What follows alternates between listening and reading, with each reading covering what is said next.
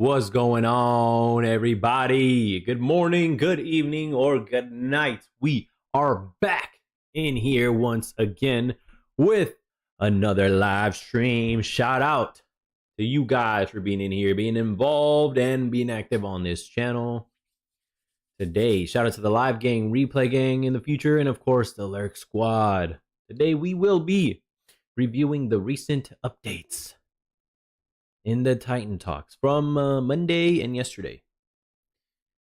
Let's see who the next characters will be following Chiron and then Chiron gameplay.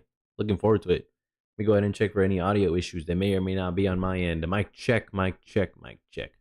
May not be on my end. Mic check.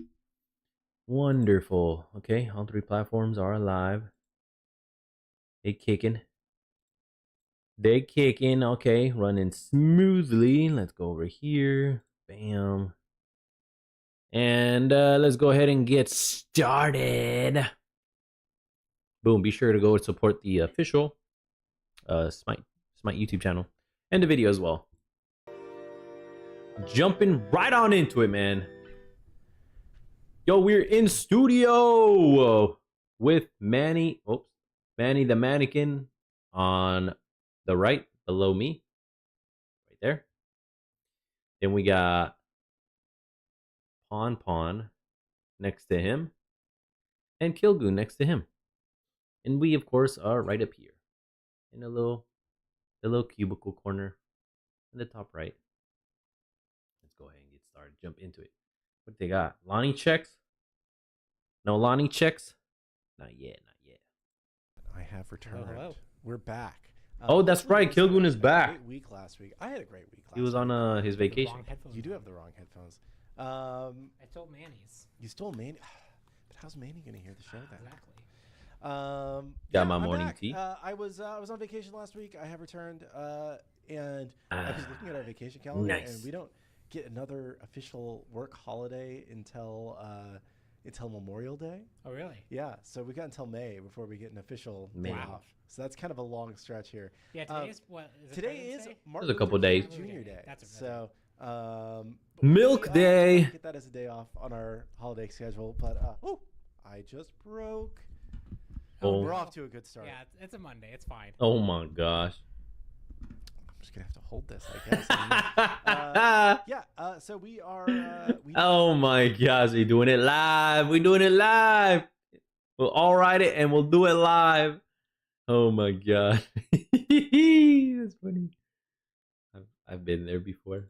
We do not have Martin Luther King Day off, but hopefully everyone who is at home and does have Martin Luther King Day off is enjoying their time. I'm gonna try and fix this. Do you want to? Yeah, sure. Buy me some time. So what has happened recently? Buy me some time, Pawn. Aspect should be live for everyone now. Distract them. So if them. you haven't had a chance yet to hop in and play Discordia Aspect, go ahead. It's a kind of a true int ADC Pretty type fun. play style where the build path actually requires you to go int. So I'll leverages some different items and some traditional ADC builds that you've been trying. So should be a lot of fun. How that's going. And There then we go. He got it. last He week got was it. definitely one Let's of go. the rougher, I think, patch releases that we've had, but our team worked really, really hard to fix a lot of issues, and we should be in a much better state now. And we actually had one of our best weekends we've had in a really long time. Yeah. So sorry that it was a bit of a rough patch, but I'm glad that the team was able to get things together. And yeah, we did. We set a. Damn, what happened? I didn't even play them. High for our Steam CCU. We don't really talk about our internal numbers, but everybody can see, Steam numbers because Steam shares them. So it seems like things are trending in the right direction. People are enjoying the game, and game is going well. Apologies that it was a bit of a rough day. W. Give him a round of applause for that. Going on the up and up. Let's go. Hell yeah, congrats you guys. In spite of all the issues that they have, I think they're still going on the positive direction, which is why I'm on board. A lot of the issues were related to some kind of behind the scenes movement stuff we were doing, correct? Yeah. I don't know how much we talked about this publicly. Yeah, so it's related to some of the movement stuff that we've been working on the movement system, specifically related to a lot of movement speed over time. It's funny, I don't think we've said this yet, but you can blame Inbound for sending a bug report about Amateras that kicked this off about 2 months ago, where we found some stuff that was wrong with how movement speed over time stacked. And the fix for that was a pretty involved fix, and it was related to why we did the kind of movement speed system here. But it's also lays a good foundation for a lot of the other movement stuff that we want to be doing in the future. No, don't tell me Stampede got. Don't tell me Stampede got. Please, no. That was like the last fun active item left. They nerfed Mushroom. They nerfed the Life Binder, even though it's still good. And then don't tell me they get a nerf Stampede. I can't zoom as Guan Yu in my horse. Potentially. No, say it ain't so. It's really, really like movement networking and correcting all that is a complicated beast. So definitely appreciate everyone sticking around and working through the issues, and we tried our best to be as responsive as we could for what we broke. And I don't even know what they're talking about, man. I'm like this right now. I have... It's just going right over my head. Holy moly. This is why I watch these shows, so I can inform myself. Oh my gosh. What the hell happened this weekend? Golly. When did I play? Tuesday? I think Tuesday was the first day I played it. Yeah. Since the last time I played it, which was on Thursday, I think. I didn't play Friday, Saturday, Sunday, or Monday. And then this happened. I probably missed it. I just oblivious. I couldn't see it. Maybe it was right in front of me. I just never noticed it. Maybe I'm the dummy. I'm inclined to believe that maybe that was it. Because if I didn't notice it, I mean, I didn't play Amaterasu. She was the one causing the problem, so I'll never know. And hopefully going forward, we'll have a much more smooth experience. Yeah, and I think that, like, obviously we don't like to have a rough, even hour of, like, because, everybody's going out, like, not everybody has a ton of time to play. Right. And it sucks. If the one time you get to play, everything is garbage, right? Yeah. So we don't like that, but I think it is... I've just been having connection issues recently. If there's going to be bad that results in future good, that is the best kind of bad. It's I hate when it's like something broke and we will learn nothing from this and we will gain no long-term benefit from it. Yeah. When it's like something broke because we were trying to make something better for the long haul, like slightly more acceptable. So anyway, quick little run through of the week, because I'm still getting my feet back under me. I got back to my house at like 9 o'clock last night. Oh wow, that's late. Damn, super late. Yeah, my flight was delayed, so I got back late. That's no fun. I pretty much immediately went to sleep, and then I woke up and I came to work, and I've been catching up on things. So it'd be like that. We do have a patch note show on Wednesday, because things never stop. Yep. So on Wednesday, keep going. On Wednesday, we'll be going through Chiron in all of his... The train only goes in one direction. Forward. That's it. Never backwards. Just progress. Move forward. Always hustle forwards, not backwards. Glory, as well as a bunch of other interesting stuff. This has turned into, I don't know, from like a balance side, because we haven't talked about balance yet since I got back. But like there's some interesting stuff on the cosmetic side. There's some interesting just kind of other stuff that I think people will have fun with. Yeah, there's some like UI feedback stuff that Charlie was able to get in that I'm super excited for. Just lots of small things adding up. I guess for balance, I can just give a little bit of a spoiler. It's a lot more of a kind of mixed bag of like, just we're buffing things that are underwhelming, we're nerfing things that are overperforming. It's not a super big like here's a directional shift in this patch, but it should be a decent sized patch for like just some new stuff. The closest thing we're looking at is strength build and the reliance on some of the like proc items and trying to shift a little bit of the strength around there. We think that the 80 Heartseeker, yo, he's about to get touched up finally. Versus strength split actually went pretty well on the items overall. So we're just kind of looking to just kind of refine some more stuff there. That's probably like the biggest thing, but it's not like a major like, it's not like a big like anti-heal pass effort to do that right now. That makes sense. So we will have that coming up on Wednesday, and then on Friday, We're gonna we watch will that have one. the full balance show. Yeah. So, and then we have a patch again next Tuesday because it never stops. So, and when I'm gone for a week, then it feels like it really doesn't stop because we're just right back into it. Mhm. Chiron aspect teaser. Didn't we already have a Chiron aspect teaser? No, I guess we did the Discordia one that was balls. Yeah, the square one was balls. What would Chiron's aspect one? Chiron's aspect is harder, I think, to make one word. Support. Think about that. Okay. Support. On that. Yeah, we'll think about it. How about that one? Support. That can be something Cass could come up with. And do you think the next god is going to be in PTS? I mean, I don't see any reason not to. Do you want to spoil who the next god is going to be? Normally we would do like more of like a roadmap. I know we've been prepping and be like, we're gonna do a roadmap show. Don't worry, guys. But I would say I'm gonna give you guys two reasons why we have not done the roadmap show yet. The first one is because we were doing this survey to find out what gods people want to see want the most in the game. Yeah. We started this survey in December. Fafnir. And we asked it in a couple different ways to try and get a better idea of community feedback about like what gods are we missing the most. Fafnir. That survey led to some interesting results, which led to us shifting our priorities around a little bit, including like some things that are going to lead to us getting a little bit more away from we are going to dogmatically rotate through the 5 classes and just try and get a couple of these really highly demanded gods in sooner. So our roadmap itself has been a little bit more in flux for the next few patches as we're trying to like prioritize the things the community wants the most. So that's been one of the reasons. The other reason is I was on vacation. I didn't have time to put together a roadmap show for today. So probably, I don't know, sometime soon we will actually do a real roadmap show. But I think we do have to at least reveal who the next god is going to be after Chiron, because they're going to be in PTS. So people will get to see this god, and they'll get to play this god. Do you want to do the honors? Yeah, I will. So the god coming after Chiron will be Naja. Oh, Niza! Yes! I forgot about my boy Niza. Oh, let's go. Fafnir Niza. Let's go! Woo! Hell yeah, brother. Niza support is incoming. Yeah. Yo, I hope they fix his freaking hitbox issue or his auto attack thing. Because that was a big issue in Smite 1. Hopefully they address that here. And it no longer happens. Oh my gosh. Let's go. Let's see what they say.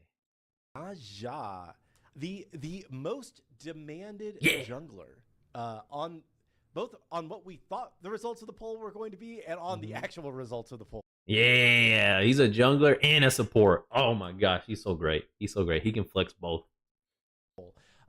Some of the things didn't align exactly with what our internal data might have suggested, but we were like, Naja is going to be super highly in demand. Interesting kind of unique play style. So I'm pretty excited. Also, I think we can reveal that he's going to be getting a little bit of a model overhaul as part of this too. Yeah, oh, shoot. I have already seen. His base model. Yes, he needed one. Let's freaking go. Make him not look like a freaking girl, dog. Make him look like at least a young man. That would be cool. Because Niza is indeed a man. It's still work in progress. I think when we go to PTS, it'll probably still be work in progress. There's definitely some things that still need to be resolved with it, but it's overall looking really, really good. He already has his +1s in, so when you play Naja, he'll have his +1s. He also has his aspect in, but I don't know if it'll turn on aspect. Usually don't. Yeah. Just to keep something surprise. Support aspect. Support. Let's go. Play again, but, I hope it's a support. I want it to be a support aspect. Future god today, which I will not reveal, and you'll have to wait until the roadmap for that. But yeah, I'm pretty excited about Naja. I think that we'll see if he reveals it or not. I think one of the most interesting things bring Nox too. Totally unrelated to Smite perspective is that when we put Naja into Smite 1, I don't think most like non-Chinese people had ever heard of Naja. Yeah, the Western Alliance was pretty didn't really know. But then I guess the animated movie went crazy recently, and people are like, "Oh yeah, everybody knows who this is." So it is interesting to see like how gods grow and fall in popularity. I'm sure that we'll see in the zeitgeist culture too. Come out with the new the guys that made the Wukong game. They're making a Zhong game, but that's going to be years down the road, probably at this point. So I think it's interesting to see the rise and fall of popularity in terms of just like name recognition of characters.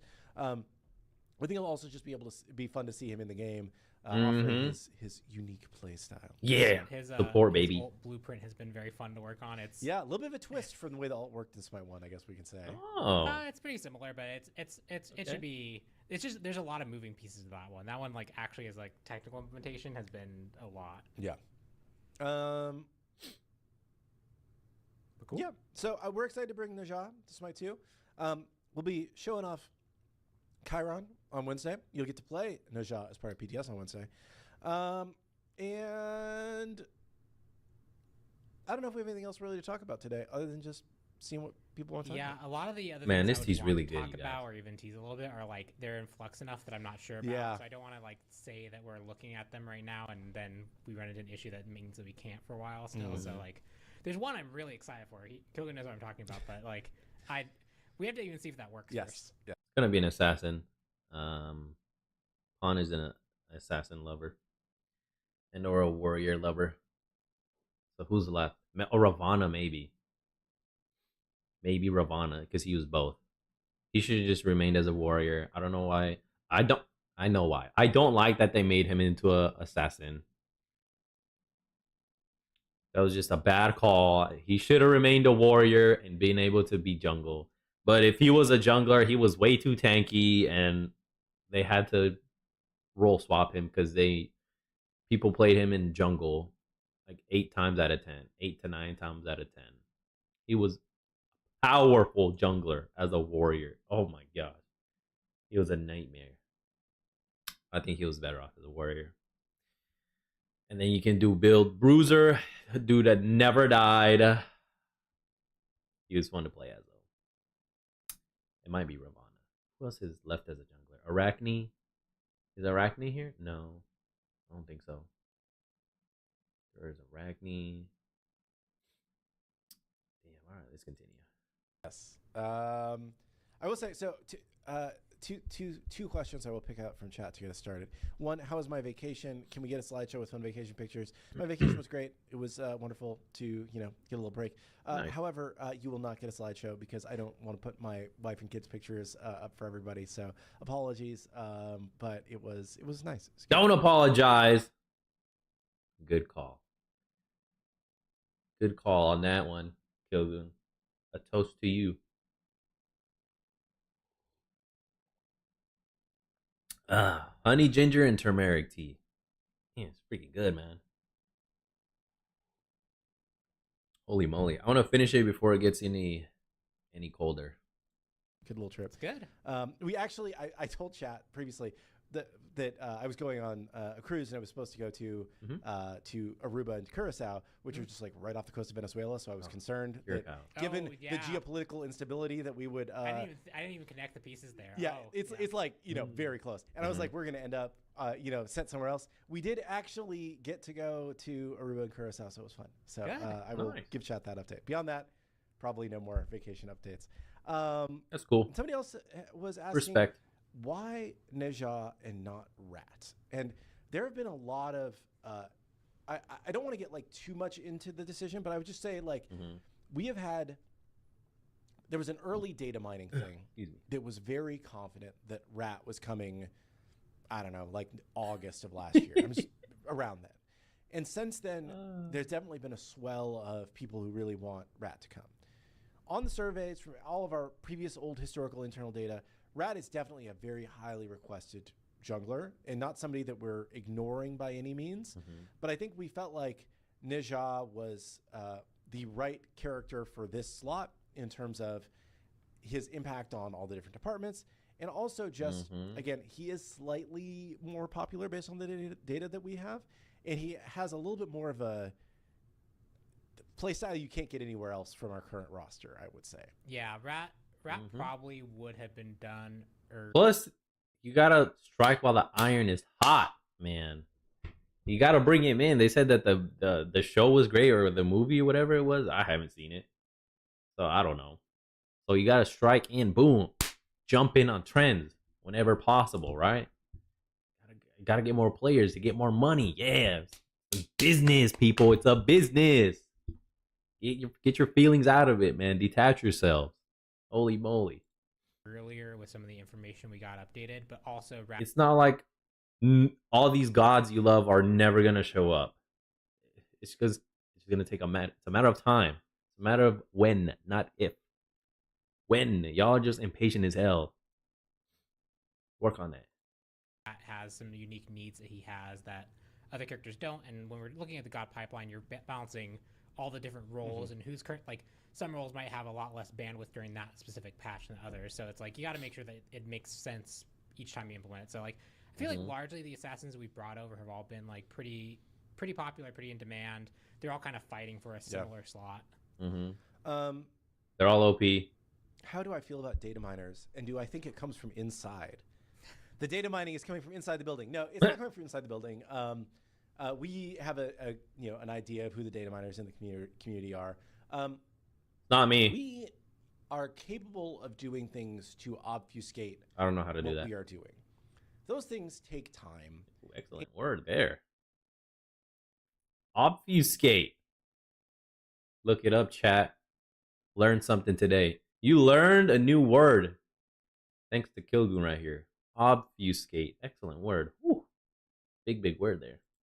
And it feels like a waste of time for us right now to spend the effort to obfuscate what, the things that we are working on.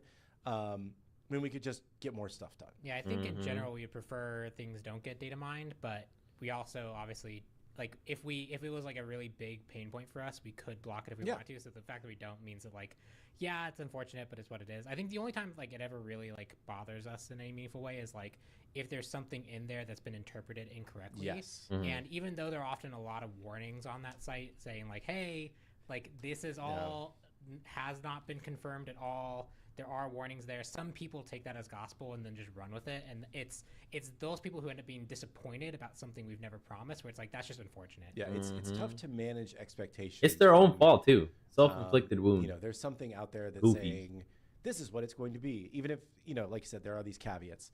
So it's tough when the community really believes that something's going to happen, like the Ratatosker data mining that seemed very confident at the time. When we hadn't really done too much work on our side, at least design, I don't think had done anything. It was a fur test. Yeah. Okay. We tested the fur. Yeah, he was just a fur test. That's why he was in so early. He was a fur test. Yeah. So again, there are things that can lead to different expectations that don't necessarily line up with reality, and that's when things go wrong. Otherwise, it is what it is. Can we put in a single line of code that says Fenrir XD to give you hopium? I was thinking it's a decent skin. I don't know if it'll be top of the list, but it's a good skin. That one's funny.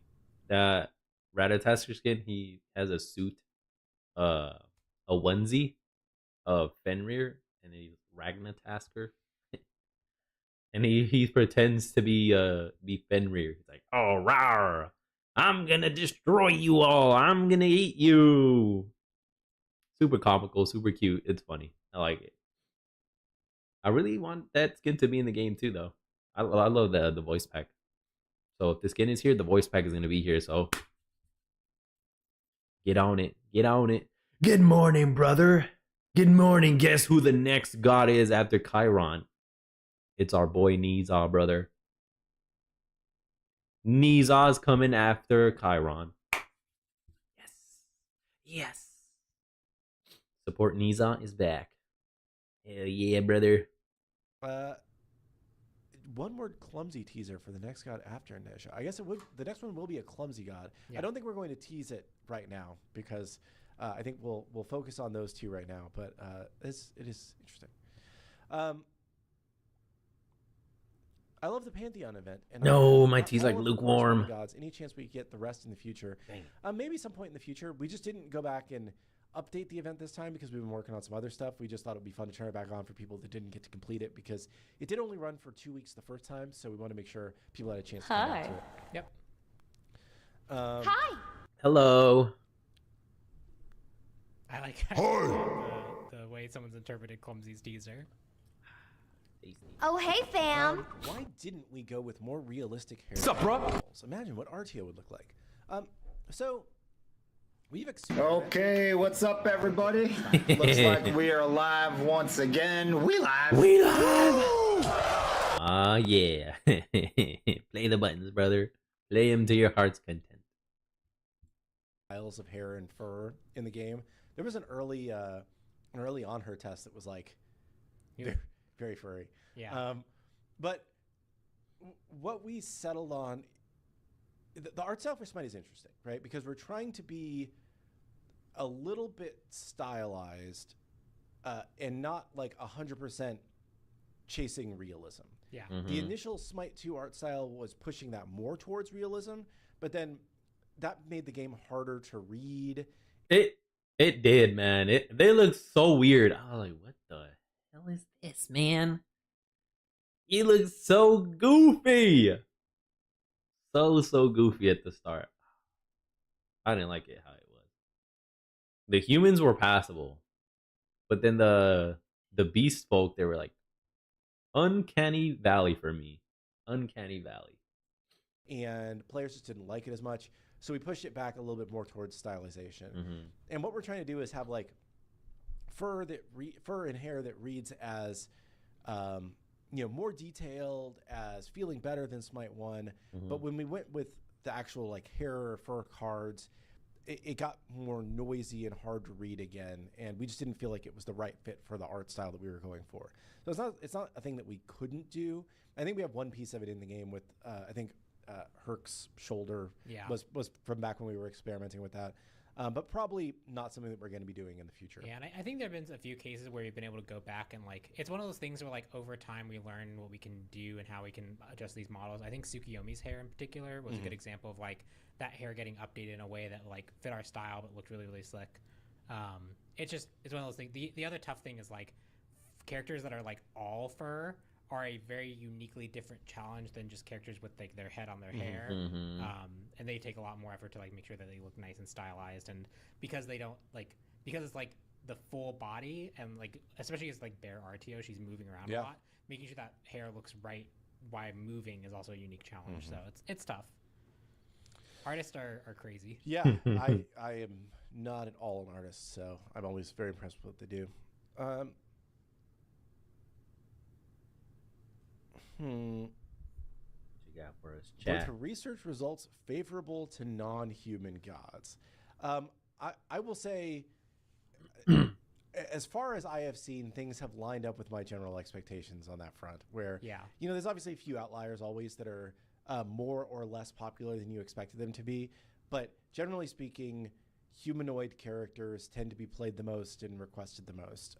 It doesn't mean that more monstrous characters don't have a role in the game. We like to have a mix of things. There's a reason why our roster is large and diverse. But if we were to solely judge by popularity, most all the top most requested ones would be humanoid. Someone mentioned about like a trolling and ranked queue where they changed their role to fill. They shouldn't be able to change their role at all. So that sounds more like actually a bug. I do feel like there's been a few notes about people saying that like we don't report or care about role evasion because we want everyone to be able to play anywhere. And role evasion is definitely considered trolling the game, and I would say is reportable. Yep. Maybe we just need an option there to make that more obvious. But like if you are assigned a role, you are supposed to play that role. Yeah. And you can play a lot of ways to like you can play kind of like the enchanter style of support, and I think that's valid. That's fine. But if you're just gonna play run it down, do a lane as damage and full damage and not contribute anything meaningfully in the support role, then you're not playing support, right? I went up against that. A Loki support. Non-aspect, by the way. Non-aspect. Just went full DPS. Game was over as soon as I saw him. I was like, nope, we lost. It's over. An assassin going DPS on duo as a support. It's a wrap. Pack it in. Go next. We will have zero fun in this lane. And of course, we had zero fun. It was horrible. They won the game, so I don't think they cared. Which was whack. You're not gonna play your role. Like what? Why are you in the game then? Someone else that's better than you got the role you wanted. You gotta not with just your playstyle, and you refuse to, no, get out of here. Better in terms of like SR. Who knows if the player's actually better than you? I don't fucking know. You can argue that till the cows come home. Point is, you didn't get that role, so they just refuse to alter their playings. Ugh, those are the worst. Art of design side of Chiron. Are you talking about design as in the like gameplay design team in like how the kit functions? Or are you talking about art design? Because the way you said art of design, I'm actually confused. I need that question clarified.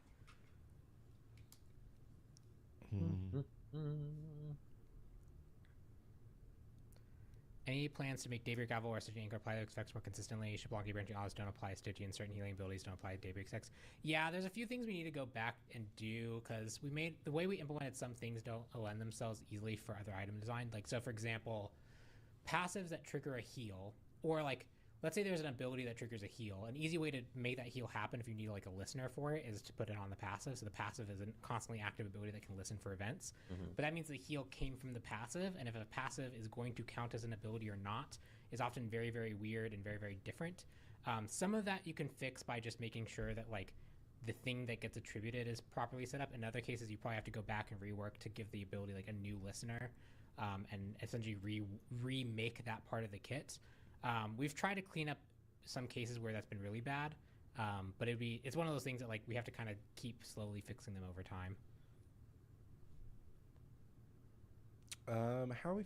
I feel like we answered this question Ooh, a lot right of over shows, my head. but how are you feeling about anti-heal, and where we are on all that? Yeah, I think overall it's pretty good. I think lifesteal is still a little bit of an outlier. We have a few more nerfs coming in the next patch, still some lifesteal. Well, actually more strength lifesteal.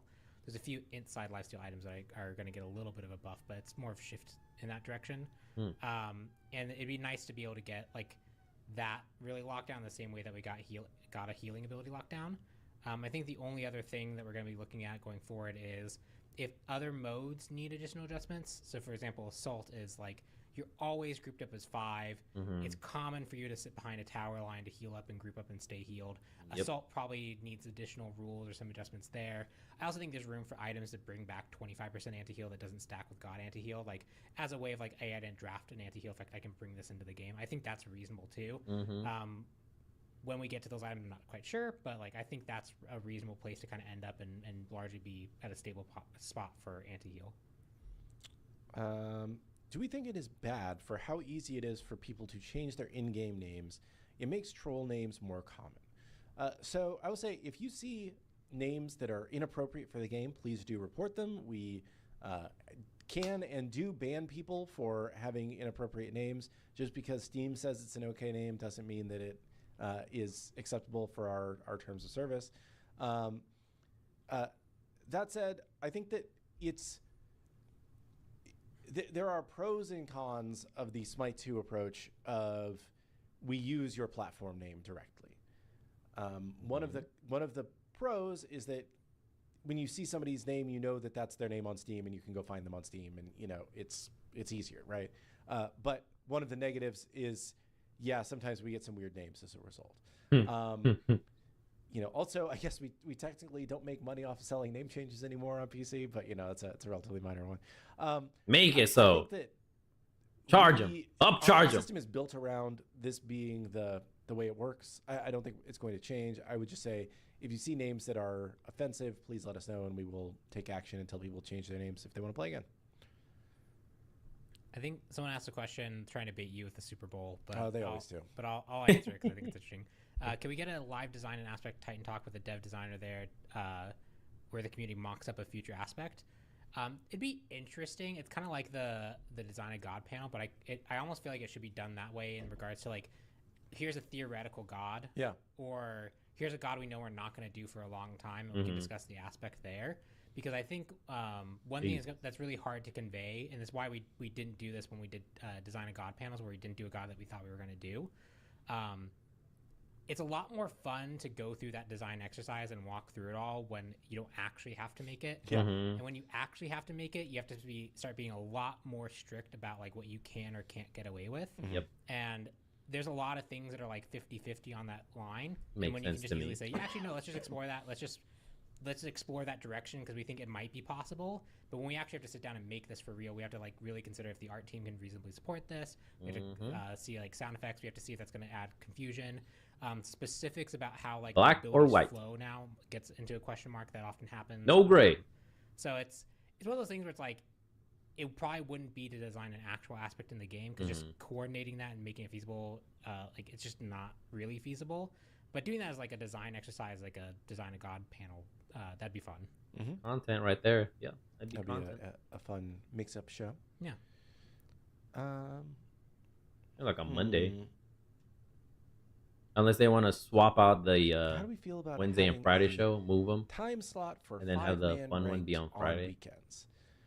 So I mean, this is something that we could theoretically on weekends. How do we feel about having a time slot for 5-man ranked on weekends? So I mean, this is something that we could theoretically do. There's a little bit of work to set it up, as there is with anything. Probably gonna be a lot. Something we could theoretically do, but Starts off as a little, challenge and then to it's get like people to organize themselves. there's this, and then this, and then this, and then this, and then this. Oh wait, I forgot about that. Wait, now backtrack. How is this gonna affect this? It's gonna snowball into a bunch of other stuff. Themselves into 5-man groups, and then for us to matchmake those 5-man groups intelligently with very limited data about them other than how the people perform individually, right? Yeah. One of the things that we had talked about doing previously was doing more of a special competitive ranked period that occurred regularly, that you had to kind of qualify to play in or something. I would expect that true 5-man ranked queue would not fire mini matches in most regions, and even in our most popular regions. I don't think too many full 5 stacks would really queue for that. But I think that like if you are interested in playing competitive, there are a lot of tournaments that we support. If Hinduman was here, he could tell you what their names are, but I don't remember right now. Smite Prime. Community tournaments that we support with Diamond Prizing. There's Smite Prime, which has cash prizing, and there's things that you can play in that are probably a better outlet for I have a stack of 5 friends and we want to play competitively than for us to turn on a 5-man ranked queue for an hour, because like I just think there's other outlets for you. That's a low ROI. Solo tournament that was planned a while ago, and like I know there's some work being done behind the scenes to like support that style of queue as well. But again, that requires a lot of feature support. It requires a lot of UI support. It also like there's a lot of things that are there that had to be tuned over time. That like I've been doing some matchmaking adjustments, and I can tell you that like I probably would not have the skill set to actually make that a good experience for everyone. So it's one of those things where like maybe in the future we can investigate some of those things, but like especially in the short term, I think the keeping our core focus on like the core experiences, the core modes, the things that we know a lot of people are going to engage in, it's just a better use of our time in the short run. Agreed. How do you feel about Chiron's coin as an item? It's a classic item, and I think it's actually off in Smite 1 forever now because there was there's a game breaking issue with it. Oh, really? Damn, I didn't even know about that. As an item effect, I think it's overall interesting. I think the flavor of the coin flip, like I like that was fun. Yeah, like the flavor of that is just very cool, and I like items that have a lot of flavor. The actual effects itself, I think, are reasonable. Like it's not the craziest item ever, but it's fun. Yeah, I think the item does a lot better because the theming of it's cool. Magical power, 75 magical power, 20% magical pen, 7 MP5, 20 or 7 HP5, 20 MP5, and then the coin flip. If it's heads, you got a stack of 7 HP5. If it was tails, you got a stack of 2% movement speed. Each effect could stack 4 times, and at 8 stacks it evolved. And you also got 15 gold every time the coin was flipped. Yeah, that was that item. Really fun item. It's pretty good. How do we feel about Lash? Because I feel like people just this is the conversation. Sanguine Sash again. So Lash, the nerfs actually did a lot. Okay. We saw the win rate drop. We saw the usage rate drop. Nice. It's still popular, but we're starting to see some other things rise to compete against it. But I do think I would like it to be more nerfed than we saw. Like, I was hoping that would be a little bit bigger than we saw. So next patch does have a nerf to it. We're removing the lifesteal on the active effect, which will also nerf the damage of it because that scales off the damage. So, like, that'll be another pretty big nerf to it. It more directly targets the active portion of it. That should help. Like, I think it's still, like, the fact that we're starting to see some other things see success outside of it means that we're getting very close. Okay. Yeah. Can we ever do a show going step by step on how a god is ported and what fully goes into it, like as a PowerPoint? Yeah, I think that could be fun. We could probably go through that at some point. You could have the pawn stream where I try and develop a thing and can watch all the blueprint logic explode. Yeah. There's be interesting to watch. Always more than you would think of. Yeah. And there's I bet things that you think will be easy are frequently hard, and things that you think will be hard are sometimes easy. Yeah. Like I'm trying to think if there's a good example on Naja like recently. Actually, I think I have a good one. So Naja ult, I got a first pass working on that, and it largely actually worked fine in playtest. But like, there's a part of the ult where like when Naja would come back, Naja would face the camera. And then looking into that, I found another bug where like the timing wasn't quite right on something, and that led to a cavalcade of things that I needed to figure out, only to then realize that my animations weren't playing on server.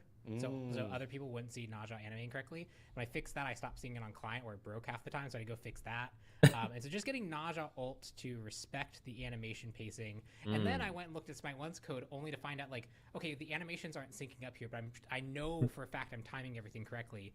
And Smite 1 rate scaled every single individual part of the animation depending on an arbitrary timer that it had inside of it that was unrelated to anything in the GCT. So you get, like... Can of worms. You will start something. Essentially. Like, okay, I think I understand all the pieces. And by the end of it, you're like, oh, we've done some terrible things. I've got to start over again. And we just try and make it work. Oh, can of worms, man. Frame analysis is definitely the thing. Like, often if I ever like don't look too closely at the frame data, it always comes back to bite me. And I just go like, I should have just literally recorded this and just I should have just done the math myself to figure out when all these things happen versus relying on the GCT, because the GCT, which is our internal database for Smite 1, drives a lot of the logic. It doesn't drive everything, and it will tell you that it's driving it, and it's just lying. Damn. So gaslighting you. DKO2, and I would say probably not happening anytime soon. DKO1 was not, unfortunately, not a success. Probably not something we'll be coming back to. I enjoyed DKO, but unfortunately, it did not perform. The public did not. You You people. would be great. Yeah, like You people. you should see like the comments we have on Confluence is what we use to like keep track of like our GDDs, like so that other department, like I'll try and put all the timing in there so all the other departments can see like and make sure that like they have their stuff working as well. And you'll see some of my notes there where I just like there's like a section for like design notes that I have, and it'll just be me being like, what the hell is this number? Like, I can't figure out what this number is. And then, like, I'll come back, like, 2 weeks later, be like, I found out what this number is. It's actually unrelated to this ability. It was actually being used over here.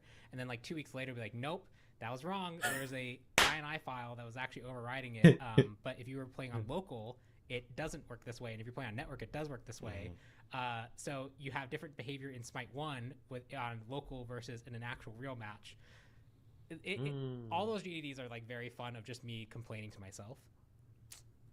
Who would be more difficult to port, Olaran or Bake Kujira? In parentheses, I love Bake. I think that the Baked Alaska. hardest part of both of them is time dilation. Yep, right? time dilation. So both if are old. you were to change either of their ultimates, they would both be fairly easy. But because they have time dilation ultimates, they are both on the harder side of things. Time dilation is just a tech that we don't have yet in Smite 2. We started Smite 2 with no tech, and we've been building it out slowly. But that's just something we don't have. So I don't think that there's one that's substantially harder than the other. It's mostly just, hey, we don't have time dilation. So eventually... Yeah, I think Bake would be easier just in general, but like again, it's 95% time die. After that, both of them are pretty comparable. Oloran, I think, has a little bit more going on artistically, like especially the ult with the side visions that go out. Like there's a lot of like other additional visual things I think Oloran does, which would make him harder. I see someone asking for a lot of different gods, but the one that keeps popping up is Sedna, and I haven't seen that name in literally forever because that's a demigod character. Oh, okay. And anytime I get to bring up demigod, I will bring up demigod. Okay. Who's Edna? She was riding like an ice panther, and her whole gimmick was that she had like one of the few silences in the game. And in that game, you could become. There's a thing that let you recall, and there was a character that had a literal immunity to any effect, and so they could just buy a scroll for 50 gold, very cheap. And if they ever got in trouble, they'd pop their immunity and recall back to base. They'd double hearth. It was great. And Sedna could stop it. Damn. Cool. Interesting. How is so I will talk about this briefly because there have been a number of people that are asking about pet characters. We've talked about how Scott, there's a stack of tech that we need to build out to enable pet characters. I will say in the background, pet tech is something that we are working on because there are a lot of pet characters still on the list of characters to do. That's not me saying that we're going to get a pet character soon, but it is saying that like we need to start laying the tech groundwork to be able to get pet characters. So, start fantasizing about your favorite pet character, and maybe they'll come eventually. They will eventually. I saw someone ask about CC buffering. I have an idea that is interesting that seems like that could be a good middle ground. I guess would it be interesting just to get... All right, you guys, you're about to watch 180 seconds of ads. Oh my God, Don't already? forget you can use your Prime sub to skip through Dang, them. man. Time's flying by. Whew. Sorry, Jordan. He said it seemed reasonable. So again, this is one of those things where like I just poked the idea out there just to see if programming would shut it down immediately. They didn't. There might be other reasons we can't do this. So, but yeah, we see the face. We see the frowny face. So the idea would be, so here's the thing about CC buffering is it was all or nothing. Either the whole ability was going to be buffered or we're not going to do any buffering. And that means that if we go to the CC buffering world, you have all the downsides of you watch a character get stunned, their whole animation goes off, and then they get stunned, and there's disconnection between the stun and all that stuff. It does mean that if you are on lower latency, or if you're just like trying to get your ability off and you get to the final sound effect and then it just gets interrupted, that doesn't happen anymore. If you go the no CC buffering route, you have all those things, but everything is responsive. Everything, like if you get interrupted, everyone else on every other client will see that you got interrupted before you reach the phase, and it'll all look correct. One version of that could be interesting is... what if we just said, if you are CC'd within the last 2 to 3 server ticks of the CC, of like you'd actually be able to fire this ability, we let that be buffered. And if we reject that, if you're outside that window, we actually pop up like an interrupt text. So you actually get some feedback that, no, the server actually decided that you didn't get to cast this off because you were interrupted, you were CC'd. So you get feedback when it fails because we intended it to fail. And if you were very, very close and other clients saw you were very, very close, we let it go through. That's one of those things that might be the middle ground that makes a lot of people happy, and it largely addresses kind of both sides of the issue.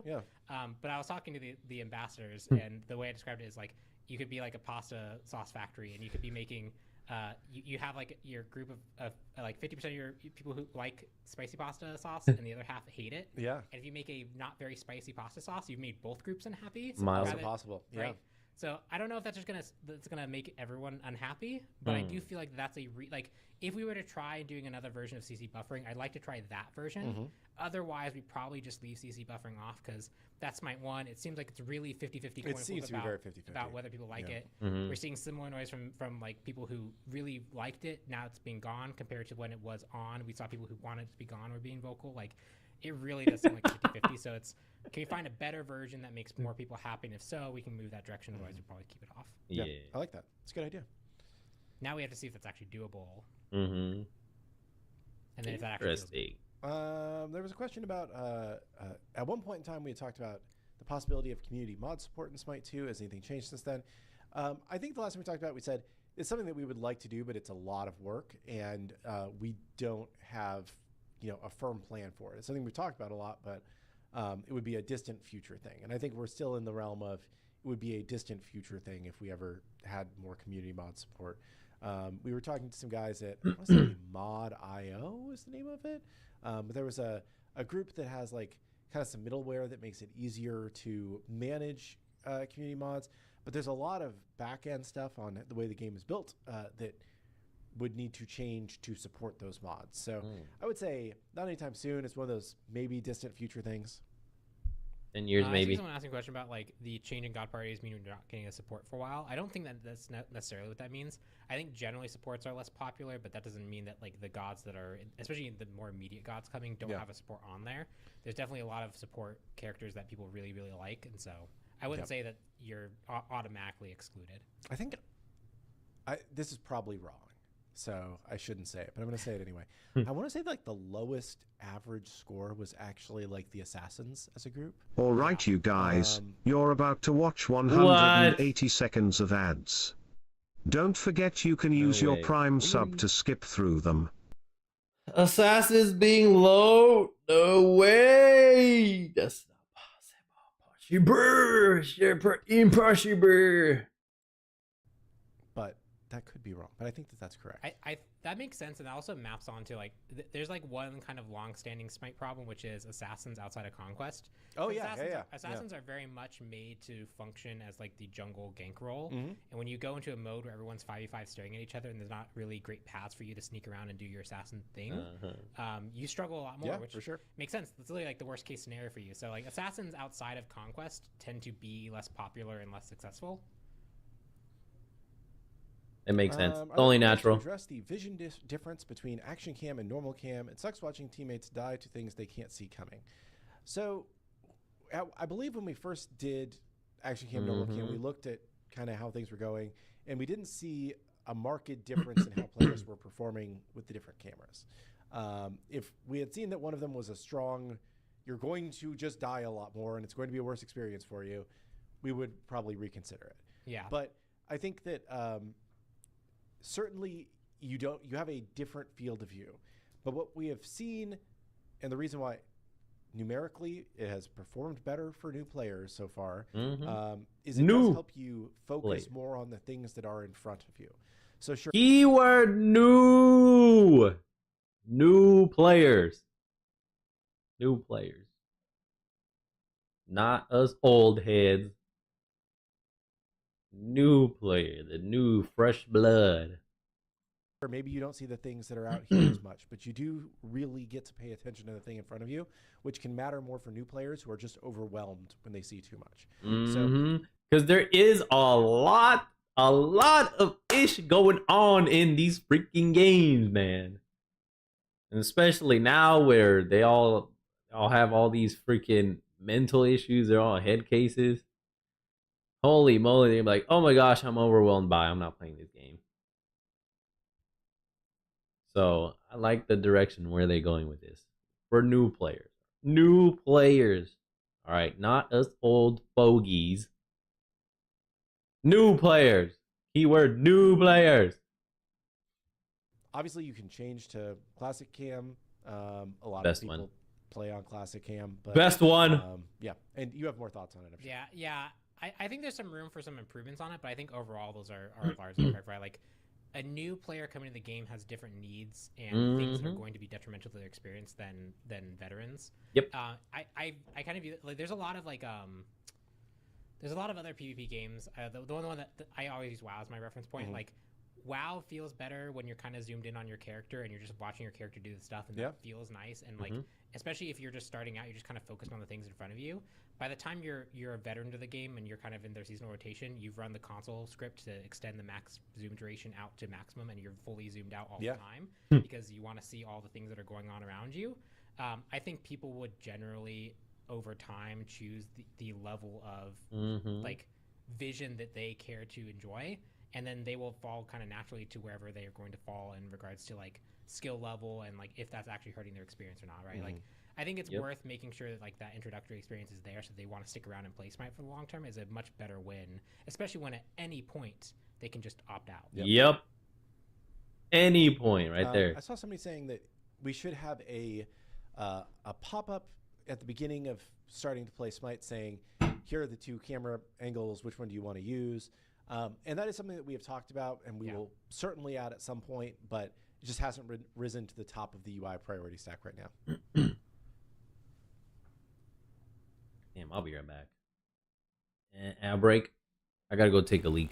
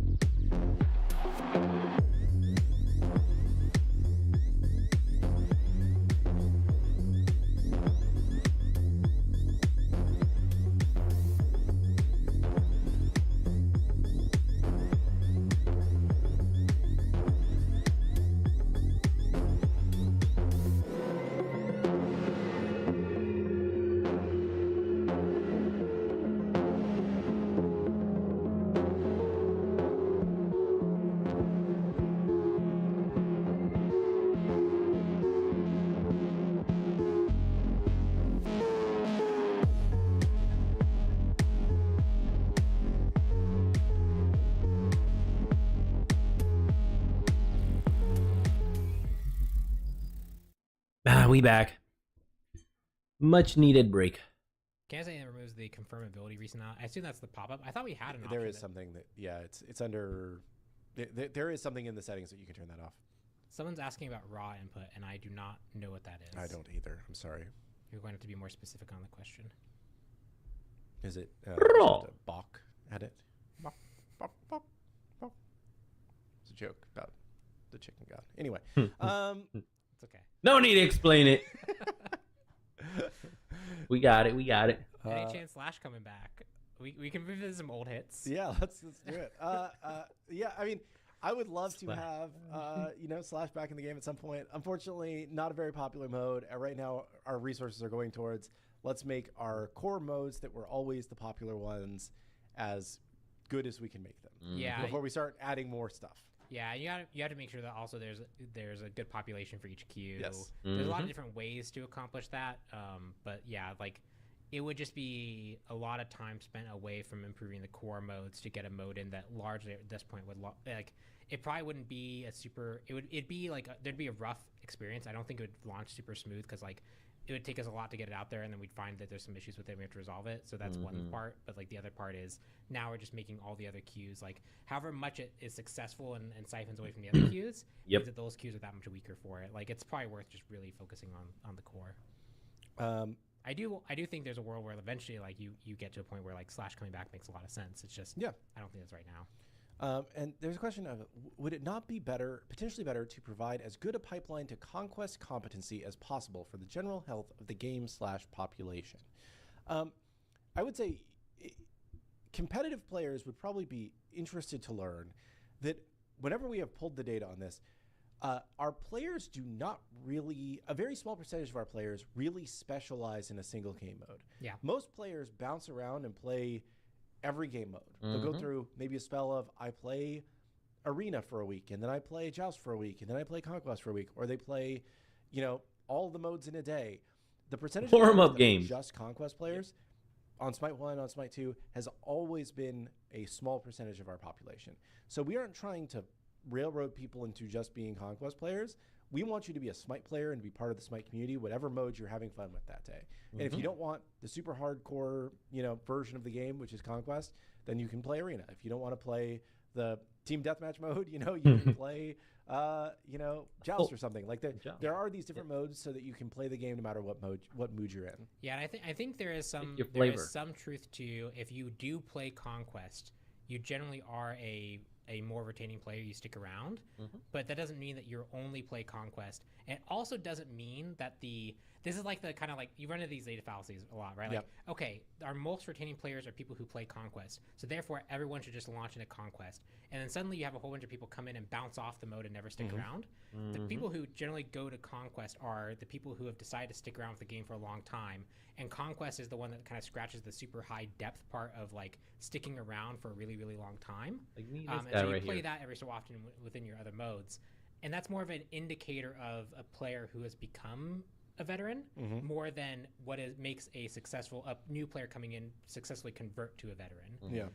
It's often better to let people get their footing on the game and kind of explore themselves, a game that has everybody at their own pace, man. Let them go. Run their own race. Depth, and then kind of find themselves wherever they like to be. Yep. That tends to work out better than trying to no, you have to be a Conquest player because we know that those players are the ones that retain the longest. Yeah, our worst retention experiment that we have run on Smite 2 was when we tried to force people directly into Conquest. Because right now you do kind of the tutorial in Arena, and then you're suggested to play Joust. Yeah, is the way that we currently have it set up. But when we tried to just say, let's see what happens if people just go straight to Conquest, very bad experience. They already learned. See, they're informed. Informed decision. Why would we want people that don't play Conquest? Because they're having fun playing the game, dude. Like, you don't have to play Conquest to play Smite. Damn, that guy. Yo, that chatter. Damn, that chatter. Holy moly. What's up with that chatter? Goddamn. And again, most people will play multiple modes. Like, even people who don't play Conquest do dabble into Conquest. And that's why we offer a variety of modes, because that just works really well for our game. What is that chatter on? Holy moly. How would you feel about a gold steel item and or ability? Or I can throw Gil to deal damage. Yeah, so I answered this before. It's basically I'm very scared to just anything economy related. It probably would not be on an item, because I think on an item it had to be like the Chiron coin level, where it's like that's more for flavor than actually anything meaningful.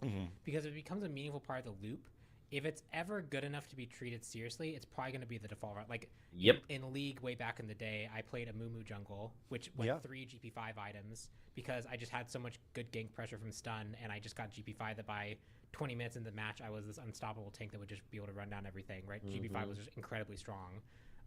We had a meta where we had Benevolence gave some GP5, and overnight the game became 5v5 Benevolence, right? Gold is just one of those things that messing with is very scary. I think if we do it, it would have to be on a God-specific level, and they'd have to have a lot of unique rules around them to make it work. I think we actually did try something like that on Fafnir, and we reined it back pretty significantly on Fafnir overall, because, again, messing with economy is just terrifying. But I think either your game has to function very, very differently, where like the way characters scale isn't directly tied to gold, or you'd have to do it where it's a God-specific loop that is very unique. Somebody asked, is the new player retention better on Joust compared to Arena? Because we said we send people to Joust instead of Arena. I would say, based on the data we have, it's very close. It's hard to tell which one's better, because there's always just a certain amount of noise in the data. Basically 50-50 in a given day. Shout out to Cowman. Consensus right Basically now is 50-50. It seems like Joust is about the same at the beginning and maybe has a slight positive benefit further down your retention, but it's so close that it's hard to really say. Gotcha. Oh, someone mentioned the 20 God own message. Yeah, so we investigated this. There's a case where you can get blocked from queuing ranked based off some messages that don't make sense because you meet the requirement that's there. We know about it. We have people looking at it. It seems to be a bit more involved than just a simple fix, but we are looking at it. if you keep looking at the page, like if you leave and come back or try other queues and come back, sometimes it fixes it. So it's kind of like the workaround. Some accounts seem to get it worse than others. Because I know some accounts don't even report that this happens. But we do see where it could be failing, and we do have people looking at it. I think there's like an 100-person Slack thread or a comment Slack thread talking about it. Did we break up with Alani? No, I'm drinking an Alani right now. This is a Breezeberry Alani. Ooh, that's new. Yeah, Alani check. It's kind of like blue raspberry. Yeah. I've had too much caffeine today. Yeah. I have not. I went to sleep early and woke up late from vacation. So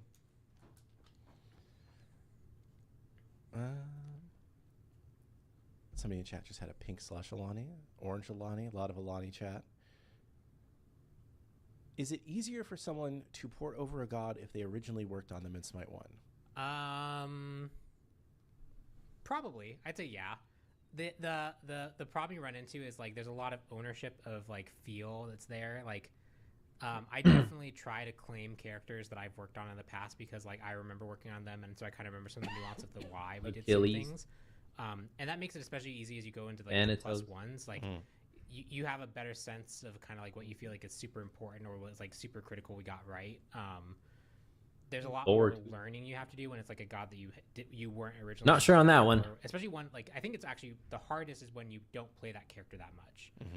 Like I played Naja quite a bit, so like I'm familiar with Naja. I'm familiar with like how things should feel. Been able to pick up on things when things didn't feel right, and I could go fix them. But like if I'm playing a character I haven't really played that much, like Newt was interesting because Newt came out a lot later. I'd already moved on to doing some other stuff, so I also wasn't playing as much when Newt was released. So I had to actually go do quite a lot of learning about how Newt functioned, even at a core level, before I could really start working on her. Are the new ranked rewards going to be shown soon? So this ranked reset is going to be updating the previous set of frames to reflect your maximum rank achieved during the year. So this is not a new set of rewards. This is updating the frames, and then I believe we'll have more things coming after that. Cool. Rank 0, season 0. I don't think we've actually announced when the ranked reset's coming. We said it's coming in the next update, or we were targeting the next update at least. So. I'm trying to remember Tuesday. I guess that does make sense. Yeah. Yeah, we figured out the details of it. I'm sure we'll make that public at some point, but we did lock down details of what the reset's going to be. I can confirm it's not it's not a full reset. It's not everyone going back to 0. Yeah. But I think it is a more intense reset than we've done in the past. It's Disco Aspect live. It should have gone live today. I know we delayed it. So hopefully. It was live on... that's unfortunate. We need a full reset. Oh, it didn't drop on Friday.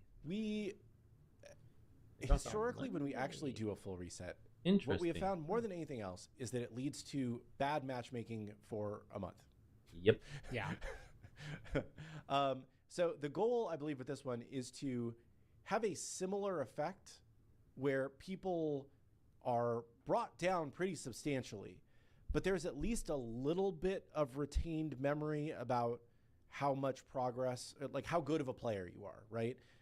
Focusing less on the progress and more about just like, what is your behind the scenes skill, so that it's not just everybody has horrible matchmaking for a month until it sorts itself out again. Yeah. Because like historically we have decent player numbers at this time of year, and then we reset everybody's rank and everybody's like, matchmaking sucks. What the hell did you do? Right? It's like, why are we intentionally kneecapping ourselves by making the matchmaking horrible for a month? Like, yeah, I think you do it largely when there's enough of a change that just the overwhelming hype of it is going to outweigh stuff. And like, also there's enough new things that's probably reasonable to expect that like there could be like, there's some the extra value there. Even then, like, I think you could go like, if like the previous resets have been like 40% reset, and like the next one we do is like a 70% reset. You could always do like a 90 to 95% reset. And even that little bit of preservation goes a long way in making sure that like matches aren't like absolutely terrible at launch. Yep.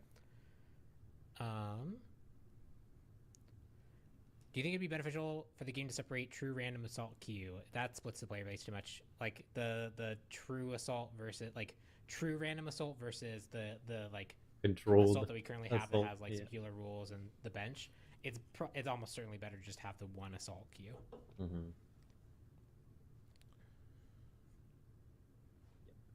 I understand what he's saying. Resetting soon. Yeah, I believe that's also resetting next patch. Was the Smite 1 match system good? It made you play 10 games before a set rank. The way that worked was actually it made you play 10 games before it told you what the rank was. And that was because, like, Smite 1, the way it worked is True Skill basically treats you as an average player when it first starts, because an average ranking is the best guess it can make, right? You're a new player coming in with no information. By definition, you're most likely to be average. And it quickly moves you. And so if we let that be visible, that kind of movement be visible, you'd see wild swings. It'd be really confusing when really it's just trying to dial in where you belong. But after 10 matches, it's gotten a lot closer to where it should be. And so at that point we showed you that's how Smite 1's worked. Smite 2 takes a very different approach where like everyone basically does start at 0. And so there's stuff going on behind the scenes to kind of mitigate like how fast you move up and down based on how you're doing, but you do start at 0. So it just is a very different system. I think the starting at 0 just makes more intuitive sense, and it kind of also works with like the grind nature of what ranked is. So in that sense, I think that it's better for ranked specifically than the previous version. Gotcha. There was a question that several people said was a great question. Well So I'll done. answer it. You know, if we are not currently working on new Smite 2 gods, would we ever show off any of the progress we've made on gods and how far along they were, or what issues they had? I would say no, because just because we are not actively working on new gods, No doesn't mean spoilers. we are not going to loop back around to some of the in development gods. It doesn't mean that we will, but I think that we want to leave that door a little bit open, because there were some parts maybe we liked of them, some parts we didn't, and if we choose to start doing new gods again, maybe those are things that we pick up again. We have some other ideas. We're like, maybe that would be cool instead. But again, it's just kind of like, we don't want to lock ourselves into like, this is a thing that we're definitely not doing, or this is all the problems we had. And then we come back and we're like, and look at this new thing. And you're like, well, you already said you weren't doing that, or we already saw that. It's not as exciting. Like without spoiling anything, I did some work on a kit, and we've talked about what it would look like if we were to do that kit. And would I do the same things that we previously discussed? And I already have some things I would want to try differently. So like, I'm already. The fact that like I already want different things, if we were to do that, makes me think that like showing it is just going to be like it's going to set expectations in a way that I don't think is reasonable to set. And it's going to bring confusion and a whole lot of BS. Have we ever considered making a god that played like Cho'Gall from HOTS and is played by 2 people? I'd say it's something that's come up as in brainstorming, but I don't know if it's anything we've ever been like seriously considered because of the number of issues around it. Yeah, there's a lot of issues with it. It's a lot of tech debt that we'd be going on in the future. There's a lot of things that we'd have to do to get it working correctly. Like, it's cool. I do think that's I think that's the thing it has going for it, is like, as a like concept, it sounds really, really, really cool. But actually, for the long term of the game, it's probably like I'd be really interested to know how Cho'Gall overall performed as like a character. My guess would be that it isn't super popular of a character, and over the long term had some issues. But like, I really don't know. It is a really interesting concept though. Like especially like having specific Q rules with it. Like, there's some really cool things about that character. 2 people. Is it one true character. that role priority is the same for role number 1 and number 2? Is there any chance you can make one higher priority than number 2 if true? My understanding is that 1 is higher priority. Yeah, it is. But the system really does its best to get you one of your top 2 roles. It's basically like 1 and 2 are significantly higher than 3, 4, 5 is probably the best way to look at it. But 1 is higher priority. It tries to give you your number 1 role. Sometimes it doesn't, but you do end up with one of your top 2 priority roles a lot more often than you did in Smite 1. Yeah, I know Max ran data back in the day, and you actually got your top roll pretty reliably. Much more reliably than Smite 1. It can't be perfect, right? Because just the way that like different people queue for different roles at different amounts, right? Like, we know that support is one of the least queued for roles. Yeah, and if you try to enforce it to And yet there's a bunch of fraudulent support players that appear in my game. I knew it. I knew they were frauds. Knew it. Like, None of y'all mofos like to play support. Don't front me. Don't lie to me. Don't try to tell me that you love playing support. Because I know you don't. I know you don't. Like, support is the least picked role. They just said it. I'm one of the few players who actually loves playing support, man. And to have a fraudulent player be put in support, and when I get first pick and I don't even get that role. What? Support's my first role. Why don't I get my role? I'm getting a secondary or tertiary role. And I'm like first, second, or third pick. And then someone that's fourth or fifth gets my role. Like, make that make sense. And I'm like, yo, trade me. They say no. And then proceed to just lose the game on purpose. Again, I was like, I knew you were a fraud to begin with. I knew it. It's been caught on camera in 4K, Ninja. You got caught. Don't try to tell me that there's a resurgence of support players, because I know there's not. Don't try to lie to me. Don't try to take me for a fool, man. I know y'all are frauds. You're fakes. There's only a few handful of actual support players. You ain't one of them. You hard, you drastically hurt queue times, and you drastically hurt matchmaking quality. So the fact that like it does as well as it does, given how little impact it has on those, is like already like really impressive. Someone's asking how pumped I am for the next character. I assume we talked about the one I'm working on afterwards, and I'm not gonna say, because if I'm super amped, then it implies that it's a character I've worked on before, and if I say I'm not super amped, it implies that it wasn't one. So you don't get information that way. Sneaky chat, trying to pull a fast one on him. Are we planning to transfer old tier 5 skins at some point? Not currently on the schedule. We've talked at some points about maybe we bring back a form of the tier 5s as a classic skin, but even that, there can be a lot of extra that's tied to it. Just the final version. Maybe it's something that happens in the future, but it's not something that we are planning.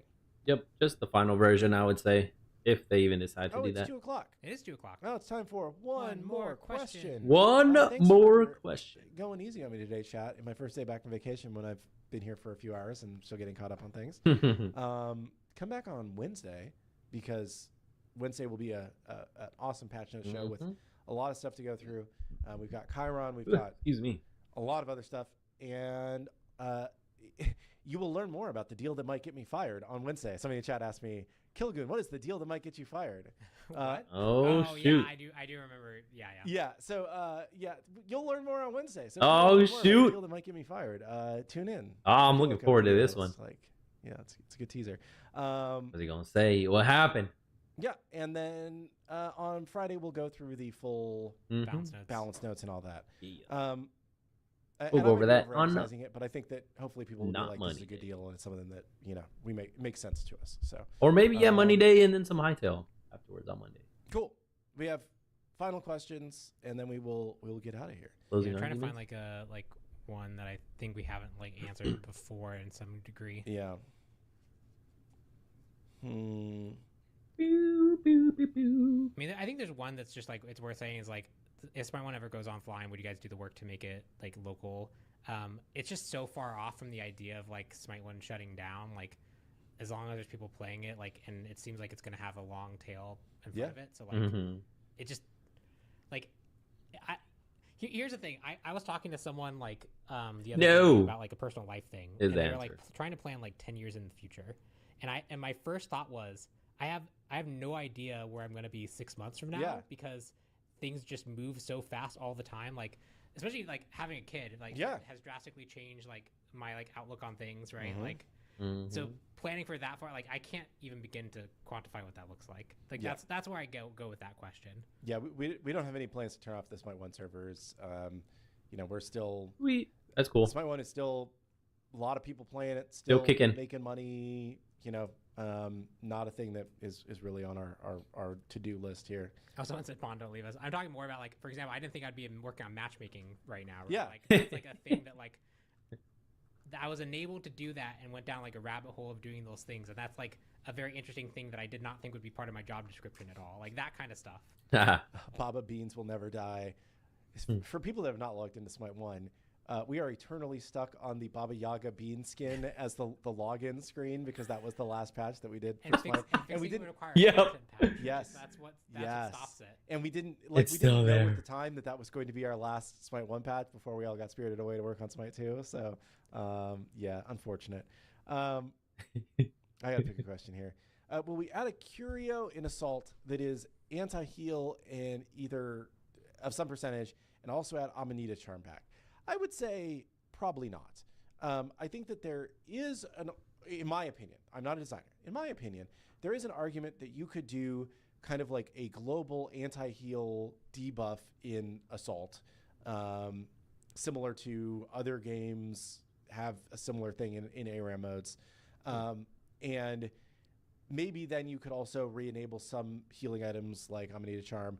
But I think that having a short-term curio to anti-heal that nobody's actually going to buy because everybody's just going to take meditate if that's still an option. Yeah, like the version of it I could think of is like it's like an offensive shot that like if you hit someone with it, any healing they get like replicates from you out to your team. So it becomes kind of a game of like I'm going to hit you with this when you're trying to heal, and I'm going to like, and that could be interesting, but like it does feel like a little bit of a weird arms race. I think like a global rule plus or in addition to like bringing back some 25% options, because like especially in ARAM you really literally don't have control whether you're an anti-heal god. It seems reasonable unless we start adding anti-heal tiers too.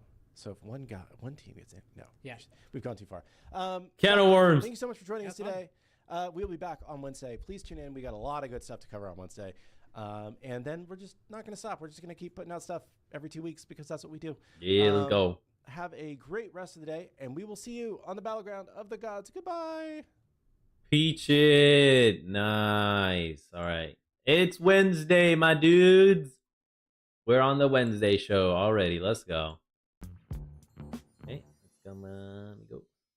Oh, good. We already started. Hey, let's go. Who's this brother again? I forgot who he was. There we go. We in the house with Hindu Man, Kilgoon, and this feller. I forgot his name.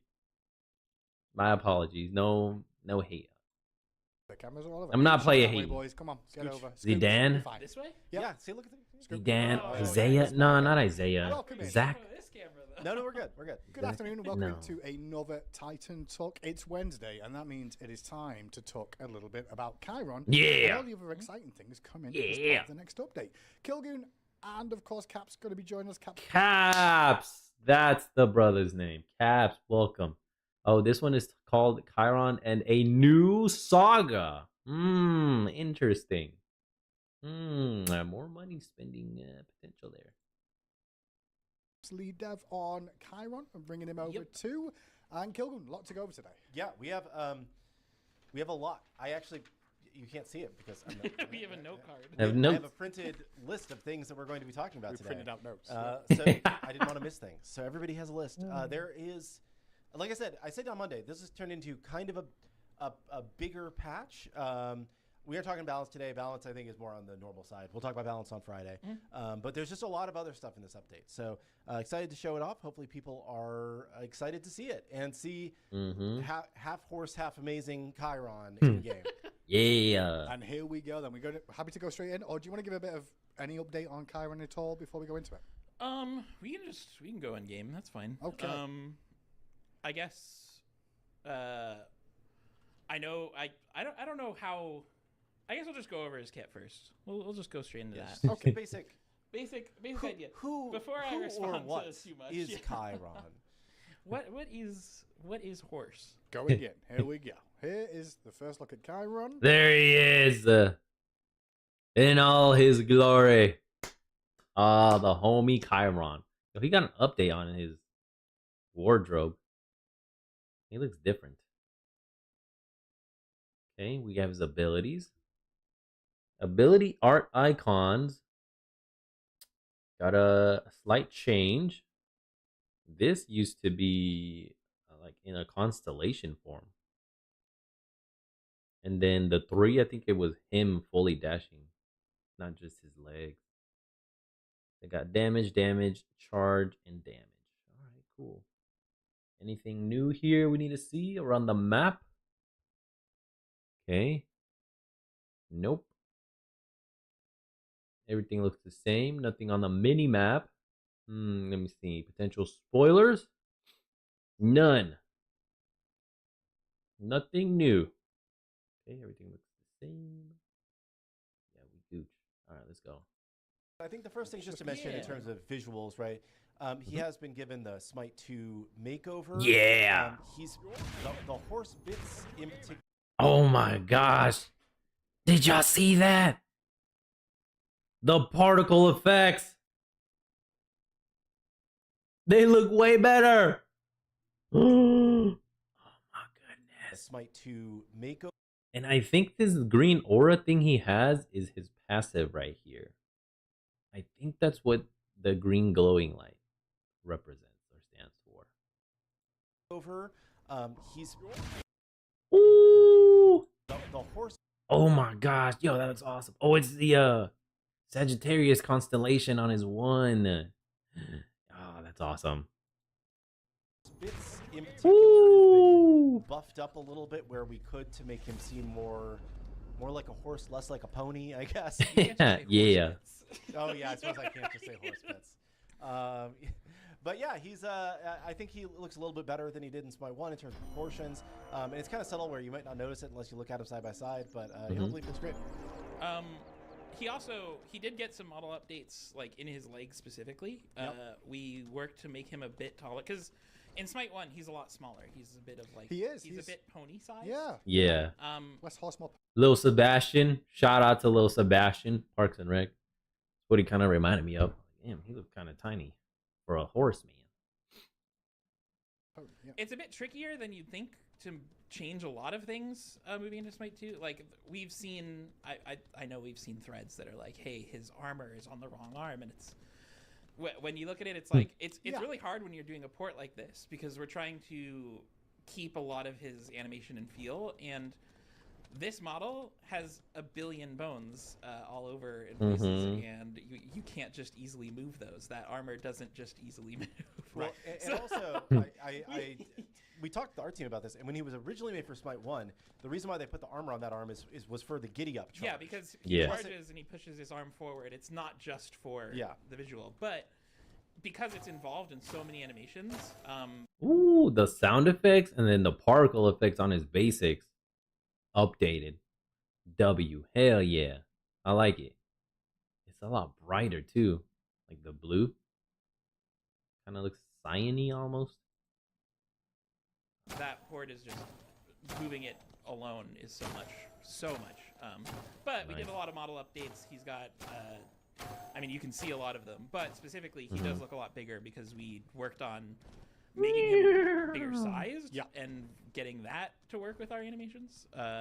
So we did do a significant amount of work on it. But Chiron, classic ability-based hunter for the most part. Very much he's only strength scaling. I know there's people who wanted int scaling on him, but I think Pon talked about our philosophy on strength and int more recently. Also, when he fires his one right now, there's a target in his hand. That's my fault. I am sorry. It is going away. That will be fixed. Okay. That was fine. Me. That's fine. But the feature. Pon talked about what we want to do for strength and int, that we want it to be like a real playstyle changer. With Chiron, he's this ability character, and when you give him int, all you're really doing is going, I want him to hit with different numbers. Sure. And that's not really a compelling thing. We're also looking at other gods that did have int and strength and seeing what we can do for them too. But he's not the same. His previous BTS version, he's gotten a lot of changes. It is not since the just BTS. Yes. It's not just the last BTS was not his full implementation. He's got some cool stuff. So, all that said, your one, fairly similar to Smite 1. It is delayed damage. It puts a mark. Allies in it get CC cleansing. Oh my gosh, easy. cleansed, which is huge. Yep. This is you can really help your teammates out of a jam by cleansing them. With, Yep, with massive. Very rarely, but yeah, but it's you doable. can. It is doable for sure. Yes. But it doesn't do anything super crazy that's different. I kept that ability mostly the same. There was, I had some thoughts on ways to make it more consistent in lane, but a lot of them just didn't play out. So that ability, fairly similar. 2 is where changes start happening. Your 2, very basic thing. It's now global. If they have a mark on them, if you hit your 2, it will go to them. It doesn't matter where they are on the map. Right. Before, it had a range. Did it? Okay. Yes, you could outrun his 2, and or you could get slightly out of range when you had the mark on you, and it wouldn't fire at you. Okay. You'll always get 2. Yes. This also comes with when you ult now, you can fire your 2 during your ultimate. Okay. So when you have a really long range shot, you can fire your 2 during this. And then go back to firing the yes. ult as well. And Oh my gosh. That feels so natural. It looks so natural. keep going. Look at that. And he doesn't turn into a constellation though. I'm pretty sure they're gonna go into detail as to why they kept him solid instead of going into spectral constellation mode. Maybe that's when he's at 1 HP or he's below a certain threshold. Then he'll go into his constellation form and then get some health back. And if he gets the kill, then he comes back as a human again. Maybe they added some conditions on the ult now. Who knows? Who knows? That's just one thing I'm noticing right now. He's a solid, normal Chiron. He's not constellation like he used to be. And then the 2 while you're ulting, I love that. I love that. I'm glad it's here. I'm glad they did it. So that'll help a bit with. Well, you can't fire 2 of those. Yeah, he looks funny, moving with just his hind legs, just gliding on the floor. That's funny. That helps a bit with his like long range play. A bit more to this too is, oh wow, you're getting stuck in your pose. Yeah, I think I know what the problem is. Okay. Oh, never mind. It's a bug. Never mind. If you go back to base, buy up to 250 strength. Doing it? Yes. Buy strength. That's Same strength back. first. So we'll talk about what happens. He's when you broke. get enough strength in this kit. He's broke. He's a brokey. 10 million. Sure, that's enough. Sure. Nope. Is that enough? Strength? Yeah, No? we can't see 250. Why are you getting in that pose? Yeah. I don't know how I think it's that because I broke. just used my ult, that was why. So. Yeah, sure. Yeah. Okay, so we got all the strength in the world. Just Yep. Cool. Once you're at 250, you go back out into lane. Interesting. Fire off I'm your at 2. 180. Goodness. Chat's going to be like, why did you buy those items? They're not strength. We need like Give me some. Then Real quick. Yeah. This has strength and these aren't. Yeah, if you're looking for just strength items, yeah. Sure. Well, rage is 230. probably your lowest one. You can get rid of that by like a Titans or like. Yeah. 246. so the sunbeam by Yeah, Sunbeam is way too slow. What's the strength? 35. Yeah, 260. Okay, Sure, that's that enough. works. Sure. We made it. This is not Great the job. best build, but This is- we'll this show is it. It's the definitely best not the show best ever. strength build. nah. You know what's a good strength item is Broggy's heart. I just, Listen. Okay, it's got 35 strength for that. Okay, that's all I'm saying. All right, Yeah. so we need in-game stats. We have them. They're just covered up by our monitor. Yep. They're in the bottom left. they couldn't see my items. Good.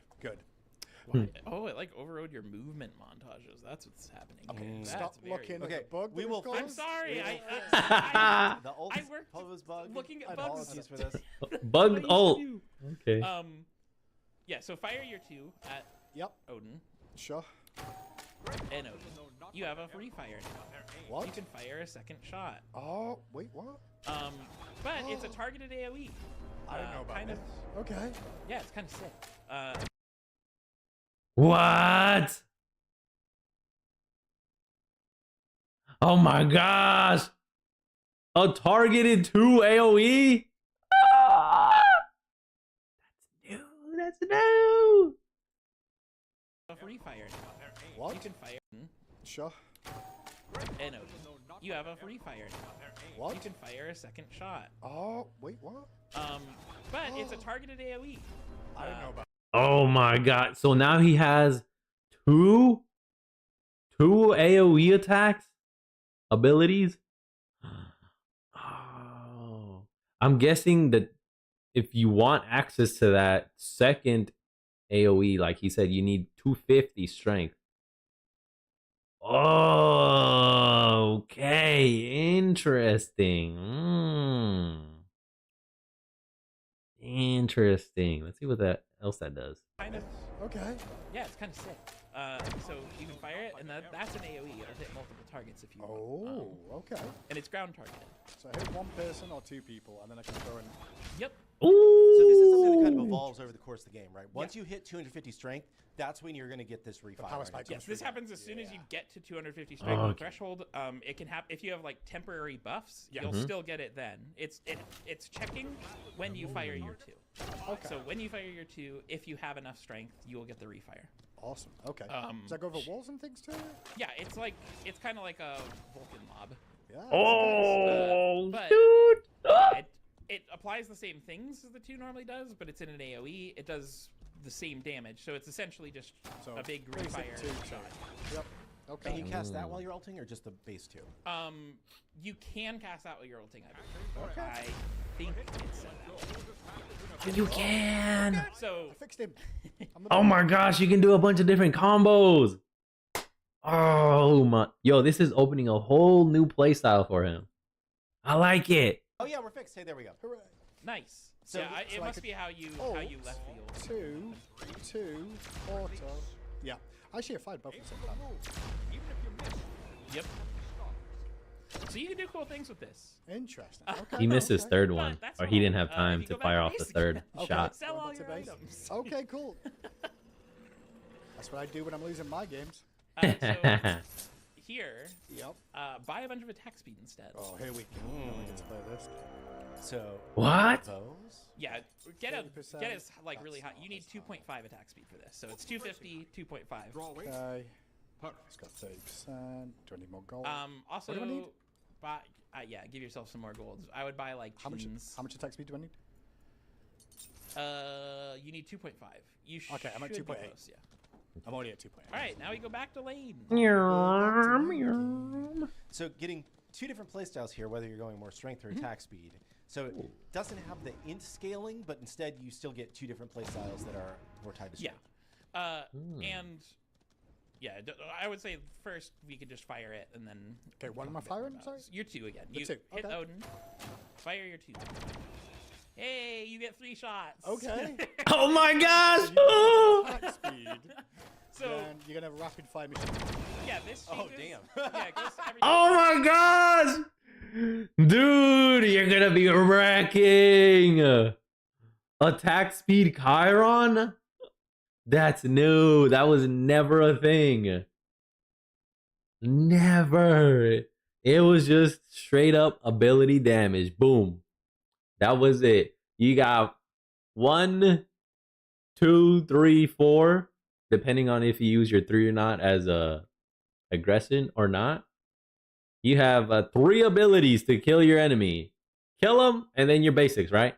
Abilities and basics. That's all you had to rely on as a Chiron player. Now, you can go attack speed Chiron. Ooh! Oh my gosh, that's fucking awesome, dog. That's exciting. Yo, y'all get excited. Get excited for next Tuesday. Oh my gosh, this is gonna be a fun day. 2 different ways we can play him now. Woo. And you actually get rewarded for it. Nice. Thing. Wait, so if it does not. So I'm calling this actual flirt.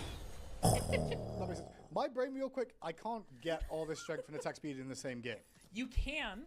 Good. You're gonna have a very wonky build. But Yeah, you sure. can do that. Sure. So Oh in my theory, God, I that's can. cool. What happens when? No, okay, carry on. Sorry, my brain is processing. Yeah. Okay. We'll go with it. So how this works? We're calling it Masterful Flurry, right? It's a flurry. It's 3 hits. They scale off your attack damage. Masterful Flurry. Ooh, that's a beautiful name. Because the name of the 2 is called Masterful Shot. Oh my gosh. Beautiful. Beautiful naming. Naming scheme convention. Oh, damn, that's awesome. Because it is a flurry of volleys that you're doing. Ooh, it's a masterful flurry. Okay. And they apply on hit effects. They don't crit. Just on hit effects. Just a hat. So Okay. you'll get 3 Cheens procs when you hit that. And this switch with my ult too, right? Yeah, you can use it. That's fine. So I hit 1, 2, I kill that one. Yep. You can go for it. Okay. Okay. Yeah, it's kind of sick. Okay. He fired it twice. He fired his 2 twice there. Oh my goodness. It was only ever a one-time use on the 2. Yeah, you can use it. That's fine. So I hit 1, 2, I kill that one. Yep. You can go for it. Okay. Maybe it's because they're using the cooldown hacks that he's able to do the 2 back-to-back like that. But the 2, because you're not supposed to use the 2 back-to-back like that. I always wanted to be able to use the 2 back-to-back like that because the enemy would just get away with 1 HP, and if I just had the 2 again, I would have secured the kill.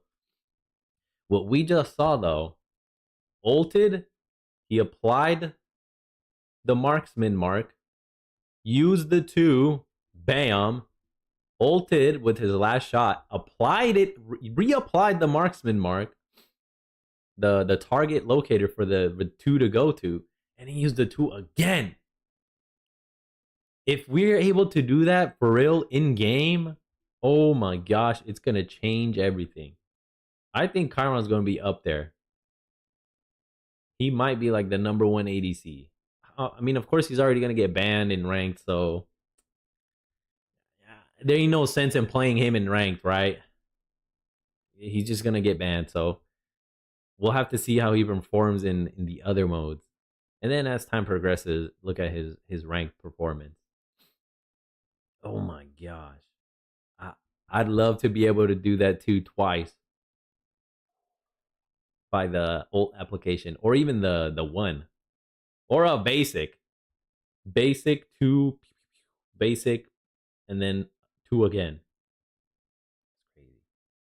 If that's possible, holy moly, he's about to be the most broken ADC. Most broken ADC in the game on release. Maybe I'm just getting ahead of myself because they do have the cooldown cheats active, so that's probably why we're seeing this. Maybe they'll explain it later on. I'm just providing some commentary here. That's exciting for me. That's exciting. Okay. Yeah, it's kind of sick. Okay. Club. Sorry. But it looks really cool. Yeah. It sounds really cool. On minions, you don't get the flurry. So if you hit like a bunch of gods and a couple minions, Yeah. the minions will only get the single shot, the old masterful shot. The gods will get the flurry. On them. Okay, so flurries are only Okay. going to hurt gods, not Yes. minions. So if I hit these jungle camps, Yep, you get the same. cool. Okay, Yeah. good to know. Yep. That's cool, So- by the way. Both of those things are cool little things Yeah, it's- I didn't even know about. Mhm. Okay. But yeah, so you've got flurry, which is your in-hand basic attack build. Yep. You've got a strength build that Yep. gives you your second refire. Mhm. You can get both. Okay. Your build's going to be very weird. It'll probably take a 3k pot to actually hit both. None of the players Yep. that are going to do this care about how weird the build is, as long as I can do both those effects. But it can happen. Cool. Um, Do those shots still slow? yes. Yeah. Okay. But so the idea here is Chiron, like where he typically struggles is his late game. He has a pretty good early game. Sure. His Mhm. late game usually isn't the best. Sure. Ability hunters generally do yeah, fall off a bit. which is that's just how ability works. Yeah. So both these bonuses are basically just further late game bonuses that you can get to That's so emphasize satisfying to Another thing about see, this witness, too that I did experience. mention, the flurry shot. Yeah. When you hit it, you get an attack damage bonus based on how many targets you hit. So okay. if you hit like both those, I think it goes up to 4 arrows. If you do that, now your next attack is going to be higher power. right? Okay. 1 to 4.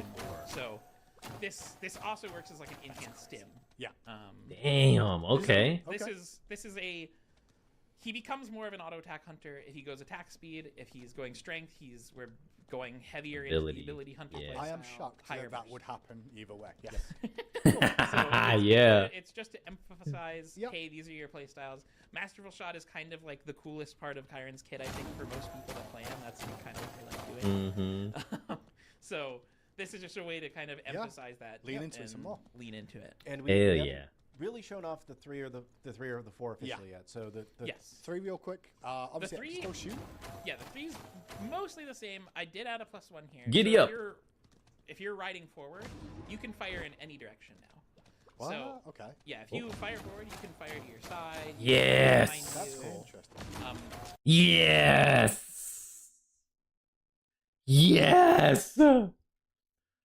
Before you just go forward and you can only fire forward. Like if your enemy was off, another enemy was off to the side, you couldn't go and fire at them.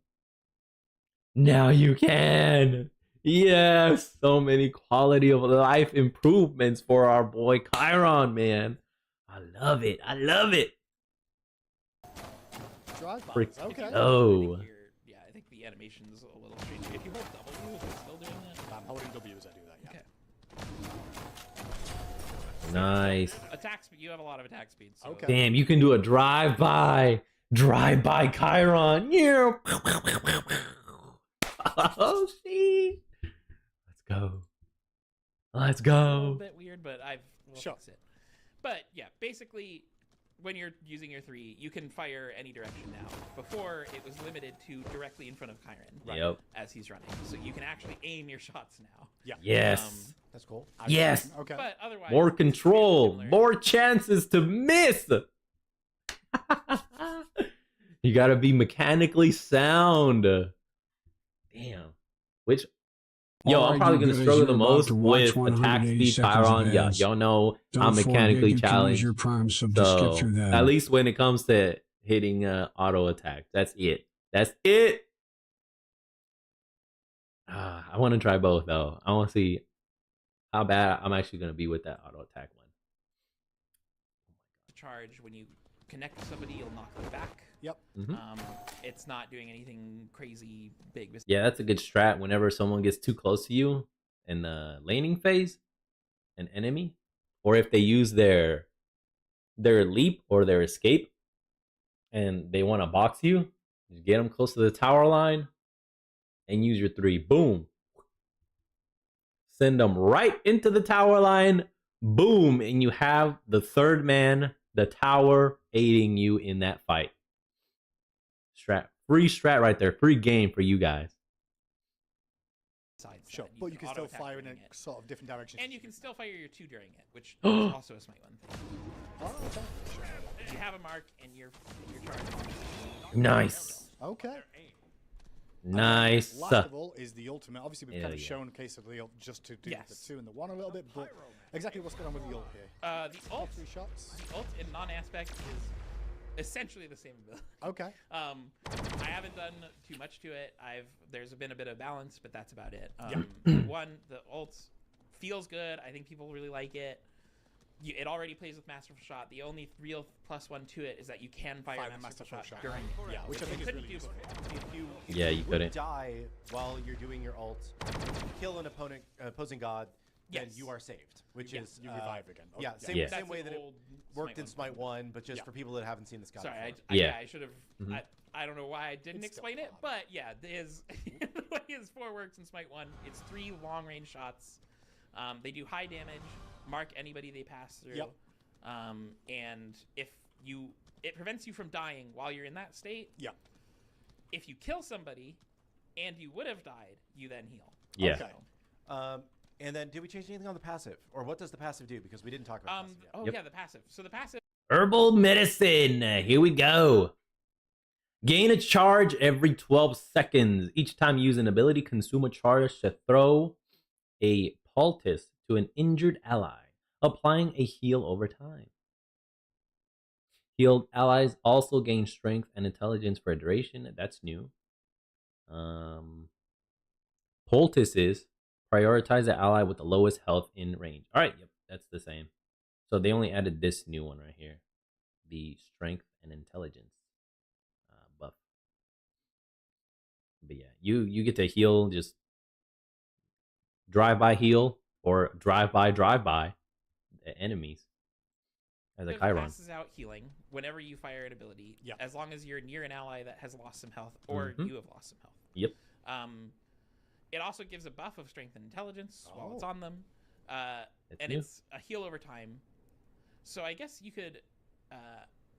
Do you know the? Nope. Test effect DM. Okay, so you were gonna ask me something. I'm like, nope. I'll give you the dev command. So the dev command special. If you do test effect. Yep. And then do space damage.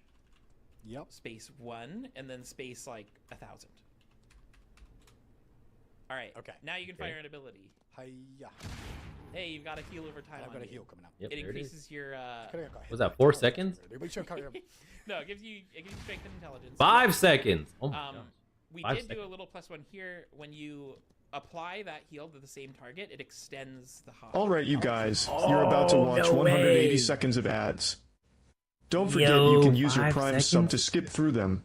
5 seconds minimum, and then you can extend it out if you heal the same ally. Oh shoot! Extends to like. Yeah, see, it keeps extending it based on the range. Because before, Chiron in Smite 1... Yeah, and just refresh. Yeah, it prioritizes the lowest health god around you. Yeah. So in Smite 1, you could fire 3 abilities, fire all your shots to one person, and they would all it would do is refresh to the 4 seconds, and you just lose that heal. Yeah. Now it extends the hot if it's on somebody who already has So it. you don't lose the old one. You don't overwrite some of the healing that we've got. Nice. So I like that. It's a excellent cool adjustment. way to. It's just a easy win on that ability. It is a little bit better now because before you could waste some of your charges. Otherwise, it charges every 15 seconds, and it happens every time you fire an ability. It's just checking: do you have an ally around you? Is there anybody hurt that I can heal? Yep. And then it prioritizes the lowest health one, and it only fires 1 healing projectile per ability. Per ability, yep. Okay, so that's base Chiron. That's base Chiron, right? Yes, that's base Chiron. But there is an aspect. There is more Chiron. There's also the But- aspect of the heroic tutor, which Interesting. Let's see what this one entails. I'm already enjoying base Chiron. I'm loving it. Whew, let's see how he's gonna be in aspect form. is a great name. What It does is. this aspect do? It is Okay, so because he is an instructor. This is a support aspect, I guess, for the. Yes! Let's go, baby! Support Chiron is here! Woo! And it makes sense with his kit and his passive. Oh my gosh, let's freaking go. We'll check that out after this quick break. BRB.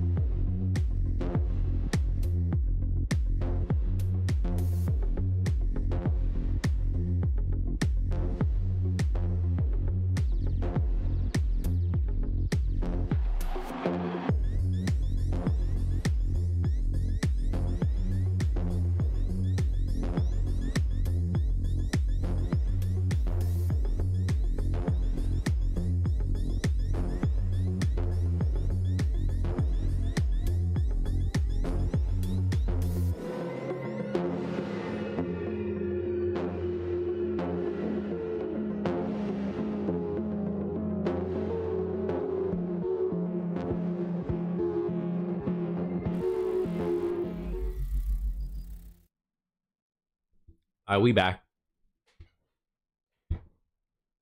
Went and got myself a snack. Let's continue. Aspect Chiron support. See how good it's going to be.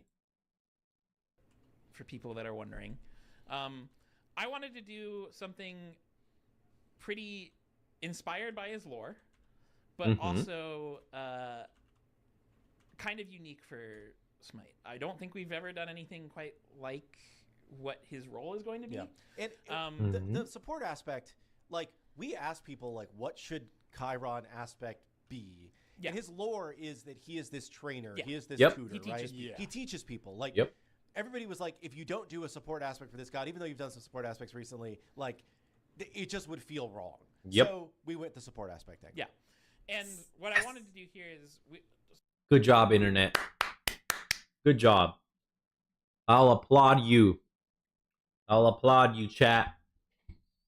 Shout out to you guys for pushing this. Because it makes sense. It's logically, canonically sound to just go this route. Anything else would just... It'd be a big flop. You're like, the clear and obvious option which would yield you the best results was right here. Why did you just go that way? So good on you, chat. I applaud you for supporting that. Smite doesn't traditionally have like a lot of enchanter supports that are specifically there to help your team do more damage. A lot of it is straight peel, straight, like, even like the caster supports, like Iset's aspect or like Aphrodite. A lot of what they're there for is like straight healing and getting the CC out and doing those kinds of things. With Chiron, I want to do something a bit different. We can start with this 2 because you've already got Ymir swinging there. Okay, so the 2 is I attack normally to get the debuff? Yep. Yes, you can still do that, but you'll note every time Ymir hits him, you're doing extra damage now. Oh. So how this works... Okay. Yellow numbers. 3 extra. Every time that... Good job, you can only mark one god at a time now. Okay. So you can't mark multiple gods. If it's on him and you shoot that Odin, it's going to fall off. Okay. But... Which makes sense, because if you start being able to mark all targets, then it's just a snowball. Wherever you appear in, whatever lane you appear in, it's just going to be a snowball from down there. So understood. I accept this restriction on him. Let's continue. Whoever is hit while they're marked, you replicate 10% of the damage done to them straight back at them. 10%. So, like, if I get hit by 1,000, I'm going to do 100 with this. Yes. Okay. If somebody hits somebody for 1,000 damage, you're doing 100 to them. Okay. That's just the base. That's a passive thing that always happens on marked targets. So, if they're marked, they're taking that damage. Cool. This does not apply to lane minions, but it does apply to jungle camps. It does apply to jungle objectives. It does apply to most things. The only thing that's easier secure, or what with the ult? Yeah, so quicker objection secure, or you do way more damage quicker. So more efficient objective, not objection. Efficient objective clearing. That's what I'm trying to get at. Because you're able to buff your allies. In turn, you also do more damage. So everyone's going to be doing way more damage. Which means you're going to take the objective faster. Right? So shorter Gold Fury and what's this one called? Primal Fury. And shorter Fire Giants and Enhanced Fire Giant fights. Shorter, just big objective fights. Nice. I like that. Excluded from that are structures and minions. Cool. Makes sense, because otherwise you're going to do even more damage to those and clear quicker and stuff. Yeah. Okay. So that's the 2. Yes, that's the start of the 2. Okay. So when you fire your 2, yep, you mark them a bit harder. Now you're replicating a bit more. Yeah. So see that? Ammo charging thing, I think. What is that? Looks like to me. Okay. A little ghosty You thing. put a bunch of marks on them. Yep. That. Yep. 3, Once it builds up, 4. I don't know if he's gonna make it before the debuff falls. 5. Yeah, he attacks too slow. Can you attack too? To Yes. help build it up? Oh, okay. So Chiron can help build this one up. Oh, do you gotta fire? Yeah. Stunned. Oh. You get your max stun. Okay. So, Oh my, a conditional stun. Okay. So you can also aid in the progression of this conditional stun though. That's the good thing about it. It's not solely dependent on your ally landing their basics. So this gives you a lot more forgiveness room, wiggle room, right? Say you miss a basic, or your ally misses a basic. One of you can still cover up for that deficit as long as you keep hitting. The only way you get nothing out of it is if you both miss. If you're both that bad mechanically challenged at hitting basic attacks, then you'll never get this. But if at least one of you or both of you is above average when it comes to landing your basic attack, then you'll get the secure quicker. Oh my gosh. Woo! This can also work as a way to improve your basic attack landing rate. Oh, it's so perfect for him. He is a teacher after all. Oh my gosh, I love it. I love this so much. This is gonna help me land my basic attacks better. This is gonna help my allies land their basic attacks better. Oh my god, this is amazing. I love this already. It's only one ability. He calls out targets. You attack them, and as they're attacked, 4 things happen. They'll eventually get stunned. He's got CC. There you go. Okay. How long? That was like a 1 second stun. Let me see. Things happen. They'll eventually get stunned. He's got CC. It's like a 1.25 second stun. Like a 1.2 to 1.3. I don't want to say it's 1.5. Maybe you can stretch it out to 1.5. Although to me, it's like 1.25, 1.3, around that range. Attacked. More things happen. They'll eventually get stunned. He's got CC. There you go. Okay. It's like almost a 2 second stun. Hang on. 1.5. I'm thinking 1.5. 1.75 stun. Similar to Ymir's freeze. Or it might increase as you rank up the ability. The stun duration increases. This is exciting. So it's a way to. I didn't want to make Masterful Shot just this instant stun that you can't evade. No, that's so. Mhm. There is a stun on it. Okay. Your team can activate it for you. You can help. Something important to note is if you're firing at I guess you can fire at the Odin that's not being hit right now. Sure. Hey, look, they're going. He's getting into it because it's like it feels like a 2 second long stun. If it's a 2 second long stun, that's probably the longest stun in the game. Oh my! You know how much can happen in 2 seconds? A lot. A lot can happen in 2 seconds. Holy moly! If it's a 2 second stun, they're gonna nerf that. They have to. I'm sure they will. It's gonna be like the first thing they go, boom, nerf this right here. Maybe they have it so high so they can purposely come back and nerf it. You know, thinking ahead. You gotta be in the mind of a dev. Replicate your own damage. So sure, you no don't get damage bonus that Chiron's damage. doing Right. affects this passive mark. Only allies. But you can. Let me see. Sure, you no don't get damage bonus that Chiron's damage. doing. You don't replicate your own damage. So sure, you don't no get damage bonus that Chiron's damage. doing Right. affects this passive mark. Only allies. But you can stun yourself by stepping. Okay. Yeah. You can affect the mark, but you can't do the bonus damage. Makes sense.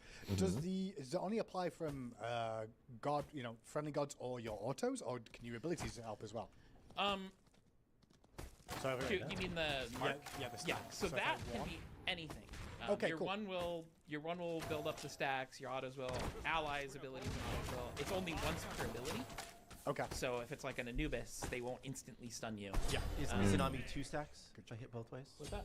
Is Nami 2 stacks if I hit with both sides of my auto? No. Okay. Just asking. Is Nami goes through, comes back. And comes back, no, yeah. It's specifically each like fire. Okay. It works the same as like items do on her. So that's the two. We've got the ability to mark a target to do bonus damage for your teammates against, and if you fire the 2, after 5 or 6, I believe, attacks. It's 5. Sources of damage, I guess. Yeah, there's another bug we're fixing, but it starts at 1 stack. It's not supposed that makes to. sense. Okay. When you get the mark on them, it should be 0 stacks. So it's 5 hits will get you the stun. Cool. Okay. And 5 basics. And that's the stun on the 2. Or cool. one ability in there. What else have we got in this? The 1. The 1. When you apply the CC immunity, you'll we have our camera right in the way, but you give a damage bonus to yourself and allies. So when you won on yourself, on myself. Hey, you got a big power boost on strength. Well, there it is. And if you're there in it for both of them, it's an enormous one. That's huge. Yeah. Wow. So there's an initial, and then the detonation is giving you more. Okay. I expect people in late game will start using this on their teammates, because the idea is this should be used on your teammates. Yeah, steroid for your teammates. And does it do damage if you hit with the 1 now? It still it still does damage. Okay. Nice. You can still use it for like lane clear, but I expect the better Chiron players stim more than poke. They're going to stim a lot more than they're using it for damage. Sure. Okay. All right, so that's the 1. All that's the same. The 3 very similar to what it was. I didn't change anything for the 3 for this because it's already a movement ability. It already gives you a CC. True. It's already good for getting in and doing Giddy up. what you need to do. Yeah. Okay. Like if you've got somebody marked, you can kick them back to your team. So it already really fit this aspect already. Yeah. So there's an ult. The ult, you can hit enemies now, which this will slow them now. But it does less damage, obviously. There's much less scaling on it. Okay. So you can hit your allies with this. Just slow. Okay. Yep. If I hit my allies. Yes. You put a shield on them. Yep. They get an attack speed buff, so he's swinging a little bit faster. And you also put up a stack of your passive without using ammo. Oh, without using your ammo, so you're going to get a passive, which is going to be the you give them the herbal medicine buff. without using ammo for it. Okay. Oh my gosh. Didn't I cook this up? Didn't I mention this on a previous stream? I'm pretty sure I did. Holy moly. I don't know if they were watching or if they listened or if just great minds think alike. I was thinking the same thing on the aspect of the ult. Like, yo, what if you could hit not only the enemies, but your allies too? And then give them a shield or heal them. And here, he has full health, so he's getting a shield. Maybe you get both. If they're missing health, they get health. Well, they're going to get health because the passive is going to apply for free, and you don't have to use the charge. So you get 4 charges of your passive when you ult as an aspect. Oh my god. Amazing. So shield. You said there's an attack speed as well as a strength. As well as okay. So very much a character that's meant to enhance power of teammates. Yeah. And he's not like on his own just Chiron. Yeah. He can't like just activate his whole kit on you. Right. Because you need allies to hit the mark. You need like you're not getting the bonus damage there if you don't. Yeah. Because you would need pretty high attack speed to be able to actually activate the mark with your team more. Yeah. And I mean, I could see people taking this into like solo lane or something and trying to double buff themselves to get some trades in. That seems fine to me. But realistically, later in the game, you're going to want to be with your allies because you provide things. You're going to be grouping with your team anyway. Yeah, and you get good objective secure. You get good, like... this is mostly meant to be a support aspect. Very much enhance your teammates, buff them. Yep. Protect them. Yep, okay. Protect them, keep them alive. And chat's saying, I'm hoping that I'm assuming that abilities deal less damage as a trade-off. Yeah, there's less scaling on. Yes, there's less damage on. Naturally, I mean there has to be a trade-off, right? I love the sound effect on the alt. I'm glad they it sounds similar to the original one, just more improved. Sounds powerful. Quite calming too. Oh my gosh.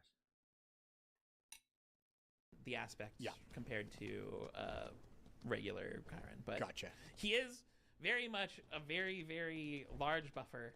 He buffs your team quite a bit. There's a lot of interest from me now just into Chiron, because I've played him in the playtest, but some of these things weren't in yet when I tested some of these. But the plus ones of just the base and also the support aspects sound very interesting. Oh, another thing worth noting: you can't get the flurry or the. I already tested. I did it here. I was like, listen, guys, you're not gonna get the attack speed. Yeah, I was gonna say that'd be a bit strong. You can't get that bonus in the aspect. That is only non-aspect. Okay. So no flurry, no refire shot in the aspect. But you've got a stun, so you know you're eating well. Yeah, and we are gonna be. I will be paying attention a lot to PTS and how people play them because. So guys have like 2 in here. I have indexed pretty heavily on these buffs. They do buff quite a bit. I know that. I want to see how it plays out. Because this is most of what he's helping the team with. He's giving them power to do things. So. That's awesome. That's Chiron. I love it.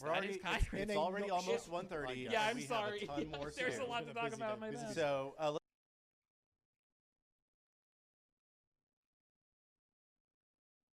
Victory. They cooked. W Chiron display of his base kit, base form. W Chiron aspect as well. We get 3 different ways to play Chiron. Holy moly. That's incredible. I'm here for it. Let's go. Pass real quick. Yep, bear with me. I'll just get out of this game and get to his Ascension Pass. Because I put your Maybot in the game, it was like waiting for your mate to surrender then. Good times. Quickly head over to his Ascension Pass because we've got so much still to cover today. Yeah. We're at the second line of this. There's a lot of. Damn, it was like almost 30 minutes for just Chiron. Yo, my man, let's go. Hell yeah.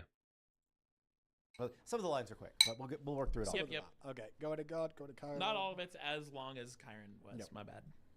No, but I mean the gods are kind of like one of the real highlights of what we're doing right now, right? Yeah. And I think people are really excited to see how we bring the gods over. So we're spending the time. I just am like, oh man, we got a lot of stuff to talk about. So here's a little look at our whole pass. We're gonna have the shadow skin to begin with. I actually like these a lot.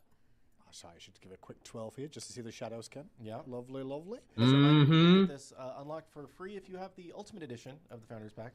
We did a rework on Opal. We got rebirths. I guess that's based off how many times he's revived from his ultimate. Then we've got the Mastery 1. We got the Clap. We've got Objectives Destroyed. God Assists. Max Masterful Distance. Yep.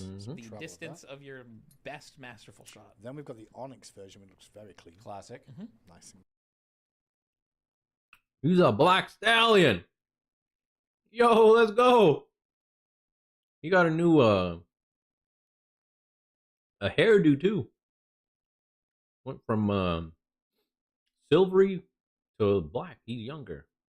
Young Chiron right here. This is young Chiron. Clean there. We then have the Opal version. My boy Chiron can pull off the Opal look. Let's go. I love that. Yeah, the Opal looks really good. Oh my gosh, that looks amazing. Hell yeah. It suits well. Oh, he's a white stallion here. Ooh. Chef's kiss. Beautiful. Beautiful. I love it. Looks really cool. Hell yeah. We also have the Striker Pose. Fabulous. Yeah, we got a second more voguing. We have. Yeah, he is voguing. Yeah. Okay. That's funny. Excuse me. We also have the Wave. Little salute to the troops there, as well as the Great Teacher title alongside God Kills. And then we've also got the Chiron Mastery Badge and the diamond. Sorry, the radiant. I still got to call them diamond. Radiant version of Chiron. I don't know. Too. Did you look at the card? Blonde Chiron. You get silver, black, white, and gold. Ladies, pick your color. Ladies! Make your decisions. Effects already? Pick your favorite flavor. It is in. I've seen it. There's a look at that. It is cool. Yeah, there you go. But yeah, okay. Very cool. And the arrows. Oh, W card effect. Awesome. W card effect. I love it. Oh my gosh, that's amazing. Okay, let's have a look at Chiron. Okay. Next While up. you're getting the other stuff, the next thing that we didn't Yes, go I in for, remember I'm what going to that talk was. through a few things. Okay, so first thing I'm going to talk about real quick is daily quests. We have reviewed all of the daily quests and corrected some that were not giving you the correct amount of experience. So some of them are only giving you like 1 experience, not intended. So that has been those have been fixed. In addition, if you are unable to gain Wandering Market XP when you complete a daily quest, you will now instead get 150 account experience. So you'll still get something for completing your daily quests if you couldn't progress your Wandering Market XP because you're capped on coins. That's cool. Weekly quests will still not give you coins until you are below the coin cap, just because that's the way those work. And XP for matches will still only give you Wandering Market XP, which won't be added if you're at the coin cap, right? And the main reason why we're doing it that way is because, like, you will miss out on the quick levels of coins through the Wandering Market. So you don't actually want to do that. There are also 5 new daily quests that you can get starting in this update. Get to level 20 in a match. Use global emotes, and that'll only trigger if you have a global emote equipped. Use jump stamps, that will only trigger if you have jump stamp equipped. Heal a certain amount in the fountain, and use a non-default skin in a certain number of matches. So a few new daily quests to be thrown into the mix, which hopefully mixes it up a little bit and makes people a little more excited. Hell yeah. Also coming in this update, we have a new queue. Big one. A new beta version of a queue. We'll be adding a beta version of multi-queue. Dun, dun, So dun. this, You asked for it, we're this doing it. first beta. There. Let's go. Finally. No more having to wait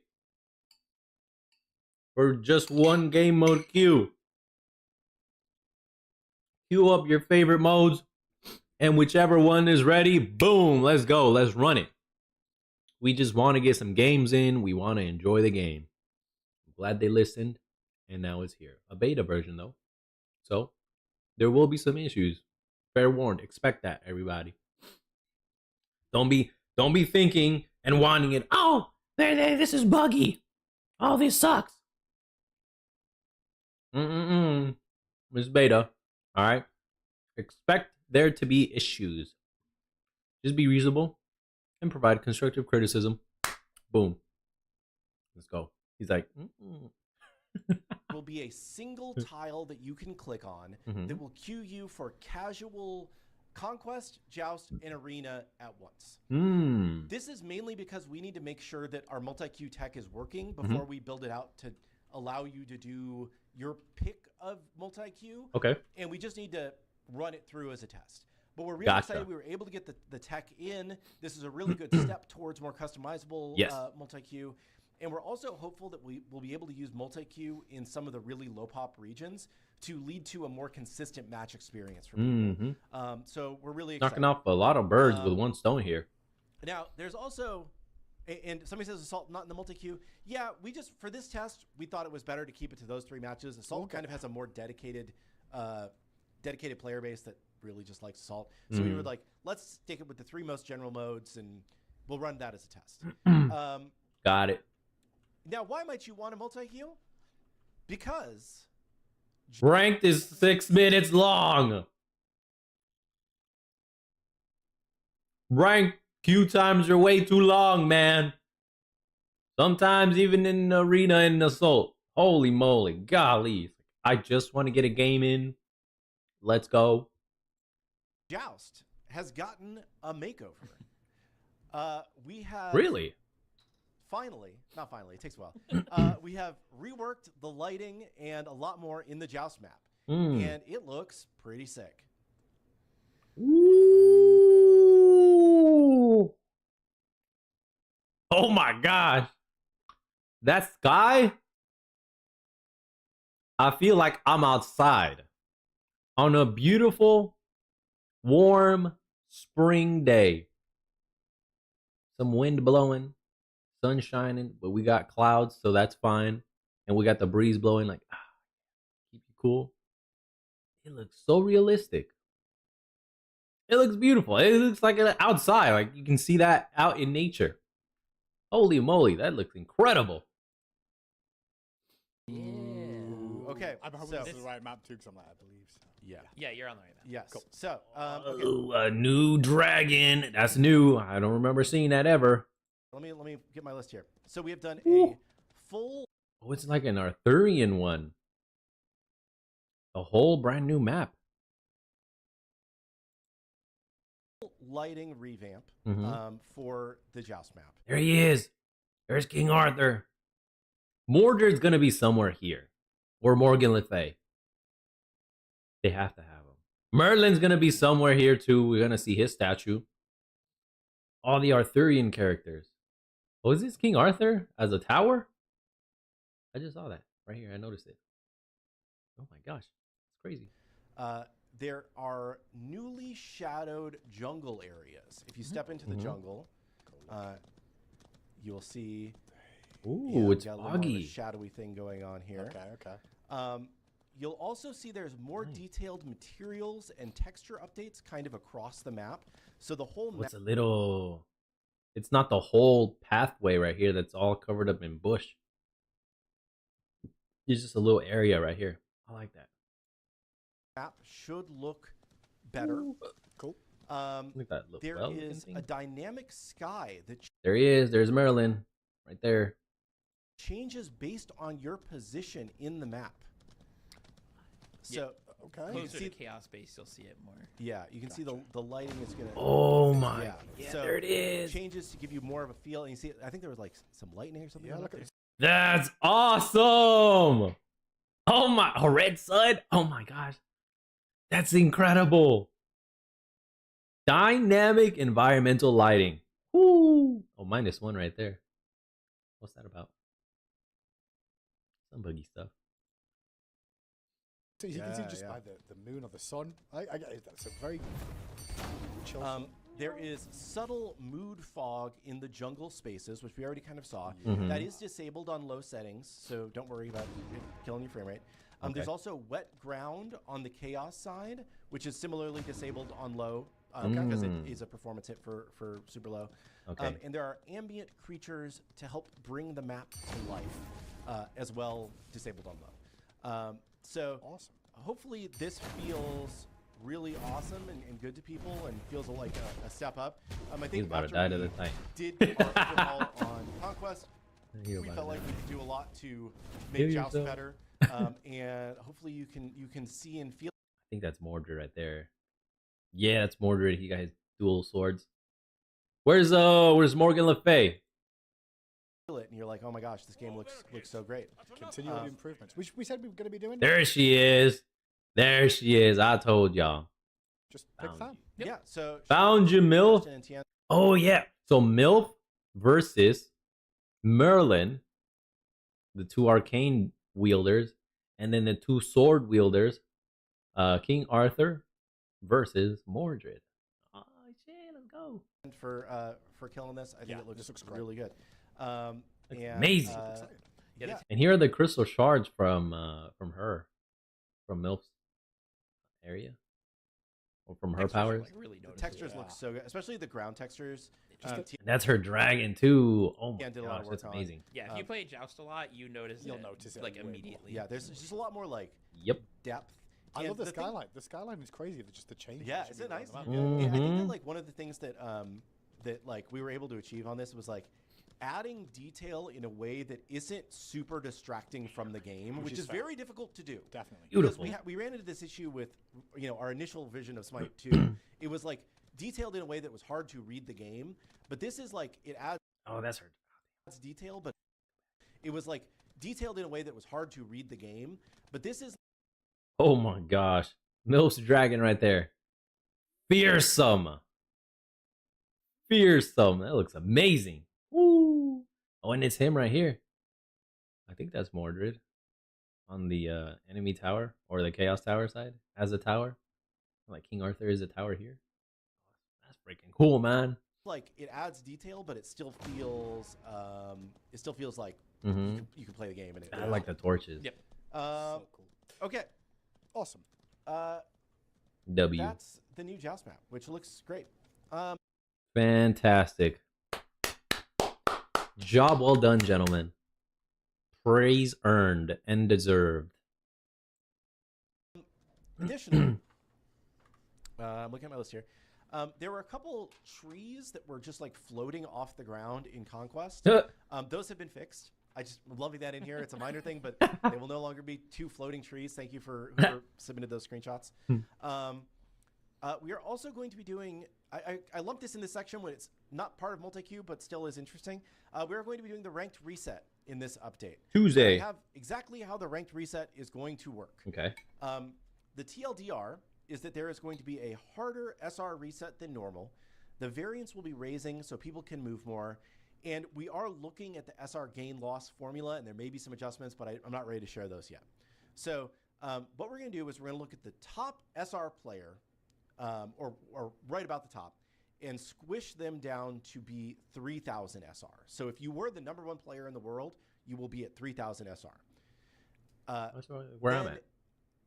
Everybody else is going to get proportionately squished down to match that level of squishing. So the example here is that if the top person was 6,600 SR, then they would go to 3,000. Then a person who was 3,300 SR would get squished to 1,500. So you'll get squished an equal amount. Everybody's going to be much closer.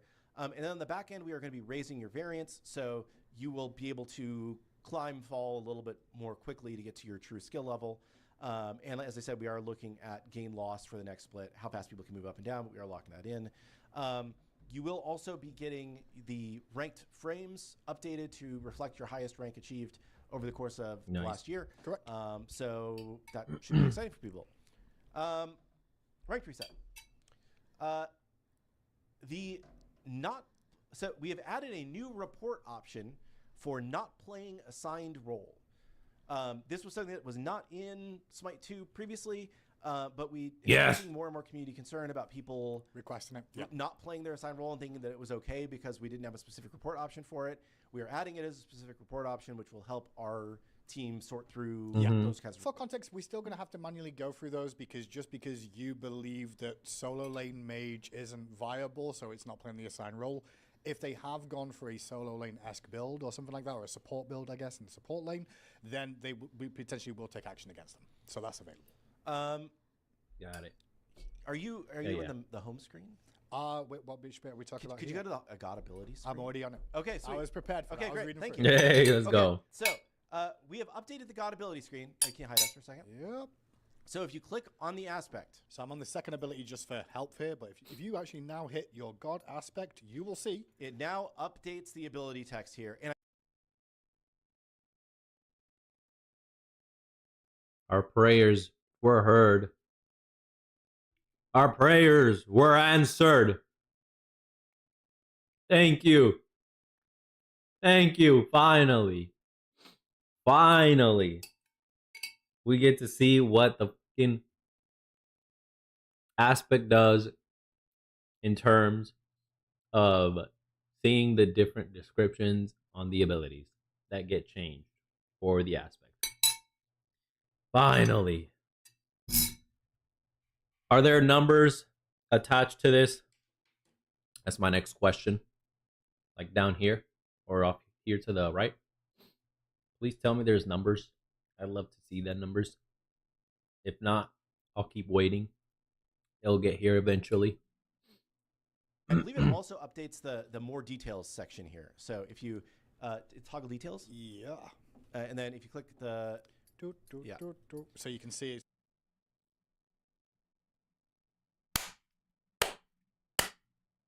Comment already answered.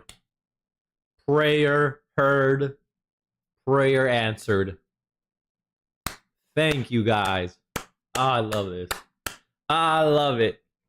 Oh my gosh. Finally. Because the numbers change, the descriptions change depending on whether you have the aspect or not. And you were never able to see that. The only thing you saw was just this. Like,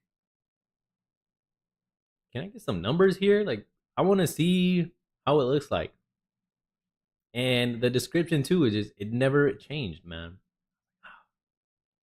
They need to add that. And finally they did. They heard us, chat. And they said, here you go. Here you go. Now we're moving on to the next thing. W! It's going to go from the standard version to aspect, and then you'll be able to actually see more information about the aspect while it's equipped. Yeah, and yes, I've been saying this from like day one, I think, or from whenever I started noticing it. I was like, yo, where are the numbers associated with this? Why can't I see that? Now it's here. It's here. Finally.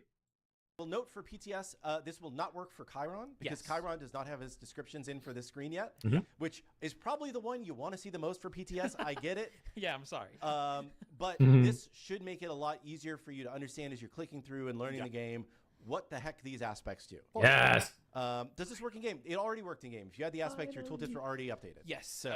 In game, it's on your ability screen. If Yeah, you're on on console, you have to go to the. Excuse me. It's up on the D-pad for console, or it's control on PC. The PC. Yeah. To see your full ability text. Yeah. Okay. What's This next? one I think might be. I'll do a quick one first. We've made further HUD performance optimizations. I don't exactly know what was touched, but there were things that we optimized there. So Okay. it continues to improve. I can't show this one. You can't show this one. No, because I it's can stuff in game. I can explain this one. Okay. We are changing the way clearing red dots works. So now, if you visit your profile loadout, and there's any red dots in your profile. Oh, the notification thing. Yes, finally. Oh, another one. Another one. Some of them were unclearable, man. And that just vexed me. I'm like, I have no red dot here. They should all be gone. There's nothing for me to clear, nothing for me to view. Why is it still here? It would just irk me. I don't like having all those notifications there. I like clearing them. And finally they added this too. Thank you. Thank you. Thank you. We will clear those red dots when you leave the profile tab. The same thing works for gods. So you have to visit the specific god. You can't just visit the overall gods. So, for example, if you have a red dot on a jump stamp, the profile loadout will have the red dot. You click on the profile loadout, back out, you won't have red dots there anymore. Okay. If on her skin has a red dot, you click on the gods page, click on her, go away. Anything under on her is cleared. Nice. Okay. TLDR Quick real clear. Quick, just so you can all see very quickly. I can't show everything, but what I can show you is the red dot where the gods are. If you find a god like Anher and go into Anher here and come back out, that red dot will clear. Okay? And if you go to profile, if the profile has a red dot, if you just click on profile, come out of profile, the red dot will disappear there. So we've made it a bit easier for people who care about their red dot and want to know what the new content is to be able to find it still. However, we've also reduced the frustration of the ones that really suffer from the OCD of I've got red dots and I can't clear them. Hey, me! That's me! Oh my gosh. Me and people like me. Oh my god. Finally, they did it! They did it! Woo! Let's go for another one. Another round of applause. Ah, I love it. Yo, this is a great patch. What's this, 24 or 25? Oh my god. Amazing! This isn't even balanced yet. Whew. I'm looking forward to it. It's we wanted to prevent like the fact that if you wanted to clear a red dot, you had to go into so many sub menus because there might be one jump stamp in the middle of a single god. Exactly. Before someone says it, but I cleared them though. I would still go and try to look for that thing. Like there's nothing there, and it would just never clear. That's what irked me the most. Like, okay, let me see what's new. Okay, I looked at it. It's uncleared. Like, oh, there's a message you haven't read. Oh, let me read the message. Okay, I read it. Go back.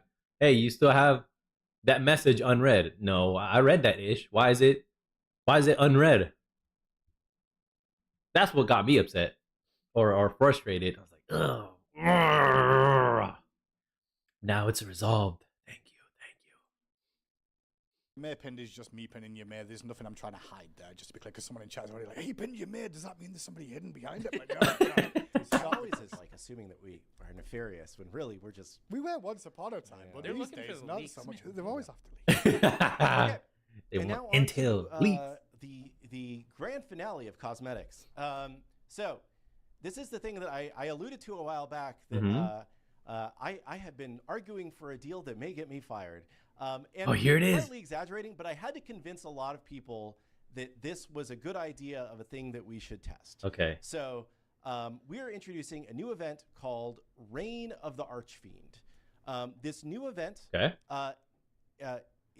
includes a new saga as part of it. What? And the way it's going to work is kind of similar to the old Smite 1 buy-alls, if you are familiar with that. Where basically you can pay us once, and for a discounted price, you will get all of the cosmetic content that we release through the end of March. So like 2.5 months worth of stuff. Damn, basically. yeah. Except for some supporter store stuff, just to be clear, supporter stuff for like Valentine's and St. Patrick's Day, not included in this. But all of the travelers. Understandable. All of the saga skin, and then the reward travelers, all for a lower price. So you're going to get a legendary saga, 2 reward travelers, I believe it is 8 classic travelers and 2 premium travelers for a total of 8,000 diamonds. Normally, just the saga is like 32. No, I think it's like 6,000 once it's not on sale, but it's like 30 something when it's on sale initially. You are saving a lot of money. A lot. If you want all of this stuff. And our goal is to try and get people to say, hey, this is such a good deal. I want to buy this and support the game and get a bunch of stuff. Hell yeah. Although, caveat, counter argument, can we see what those travelers and future skins will be? Yeah, they'll show the saga one, right? They have to. So, I want to know what other travelers will be in that bundle, sort of speak, right? Because maybe I want the saga because I play that god a lot, or I really like the saga skin, and then I don't want the travelers. But then getting them, I'd be like, I got them, but I'm not going to use them. Maybe because I don't really play that god, right? So I'd like to have that information ahead of time. Like, what's all included in that? Let me see it. Okay, I'm good with this. I'm good with this. I want to be sure my purchase is mostly okay, right? Like, I'll be getting my money's worth. Like, I'll be using the skins that are there for the characters that are there. You know? I'm pretty sure they'll explain that. That was just my counter argument. Trying to maybe jumping the ball here. Well, we'll see. We'll see how things play out. So I'll let them continue. If you just want to buy travelers one by one throughout this event and still collect some of the rewards along the way, you can totally do that. We're not raising the price of the individual travelers. Cool. That's cool. So the only thing that just to be clear, because I'm not trying to hide anything about this, right? The saga that is coming out, the Archfiend saga, will only be obtainable through this event until the end of the event, and then at that point it will be priced, I believe, slightly higher than a normal saga is priced. So if you want that saga now, this is the way to do it. And really, you get so much extra stuff. Like, I would strongly recommend buying this if you like a lot of stuff. Okay. So recap, you're going to buy roughly 2 or 3 months worth of content in one go. Yes. And you'll get the Saga included in that. Or you can buy them individually as per usual. And the Saga will come out later on, but will be a little bit more expensive based off that. That's what I understand. Yeah. Yep, you got it. Okay, and then I can talk through who is getting content in this too. Okay. Because I guess that's the one thing that the fans are going to want to know, really, is like, well, what am I getting content for? Yeah. Me. That was just what I was talking about. Thank you. I'm glad. We've been cut from the same cloth. I can see. Oh my gosh, this is exciting. Let's see. Okay, so there is. I'm gonna start at the bottom. Okay. So there are going to be there are 2 reward travelers. The first reward traveler is for Ra and On Her. Okay. Okay. We need to go in game right now. I'm just gonna talk through all this. Sure. There's gonna be a future one coming that's for Mordred. Okay. And then there are normal travelers for Jingwei, Daji, Discordia, Neith, Giannis, Loki, Sol, Artemis, and Tsukiyomi. So okay, a lot of gods. And then there is the Saga, which I'm not going to spoil yet. We're going to look at a lot of gods. And then there is the Saga, which I'm not going to spoil yet. We're going to look at the Saga in a minute. Okay. I fuck with all those gods. As part of this, there will be a market path reset when this event goes live. There will be 2 free seals available on the market path. Seals are the candy of this event. If you are buying just individual travelers trying to get to certain rewards, you're going to collect these seals and get stuff. The rewards for the seals, I'm just going to talk through the rewards real quick, and then we're going to start actually looking at stuff. I'm sorry. I just felt like it was better to do this before we start looking at stuff. Yeah. Okay, so the rewards for the seals, for 1 seal, you will get a title, so everybody can get that. It's Archfiend. For 3 seals, you will get the first reward traveler, which is the On Her and Ra one. For 4 seals, you will get the card effect, which is Reign of the Archfiend. 6 seals, you will get the Mordred Traveler. 8 seals, a ward. 10 seals, you will get the Saga itself and a title. And the 11th and 12th seals will give you extra chest rolls. So, and I believe that I can pull that screen up if you'd like. It doesn't show the stuff yet. Does it show the stuff? Does it show the skins? It doesn't show the actual skins. It says the names. That's fine. Yeah, okay, I believe that should be fine. I'd like to see this. Oh no, you're showing them. You're showing.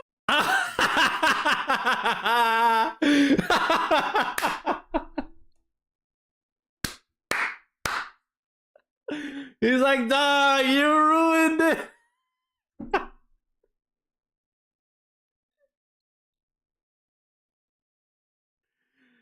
Hindu man, what are you doing, dog? You showed him. You showed him. You said no, that wasn't being shown. It's Kukulkan. Archfiend Kukulkan. Oh my goodness. Holy moly. That's freaking funny. I don't know if that was done on purpose or not. Either way, it was great content right there. Comedy. He's like, Ninja, why are you showing him?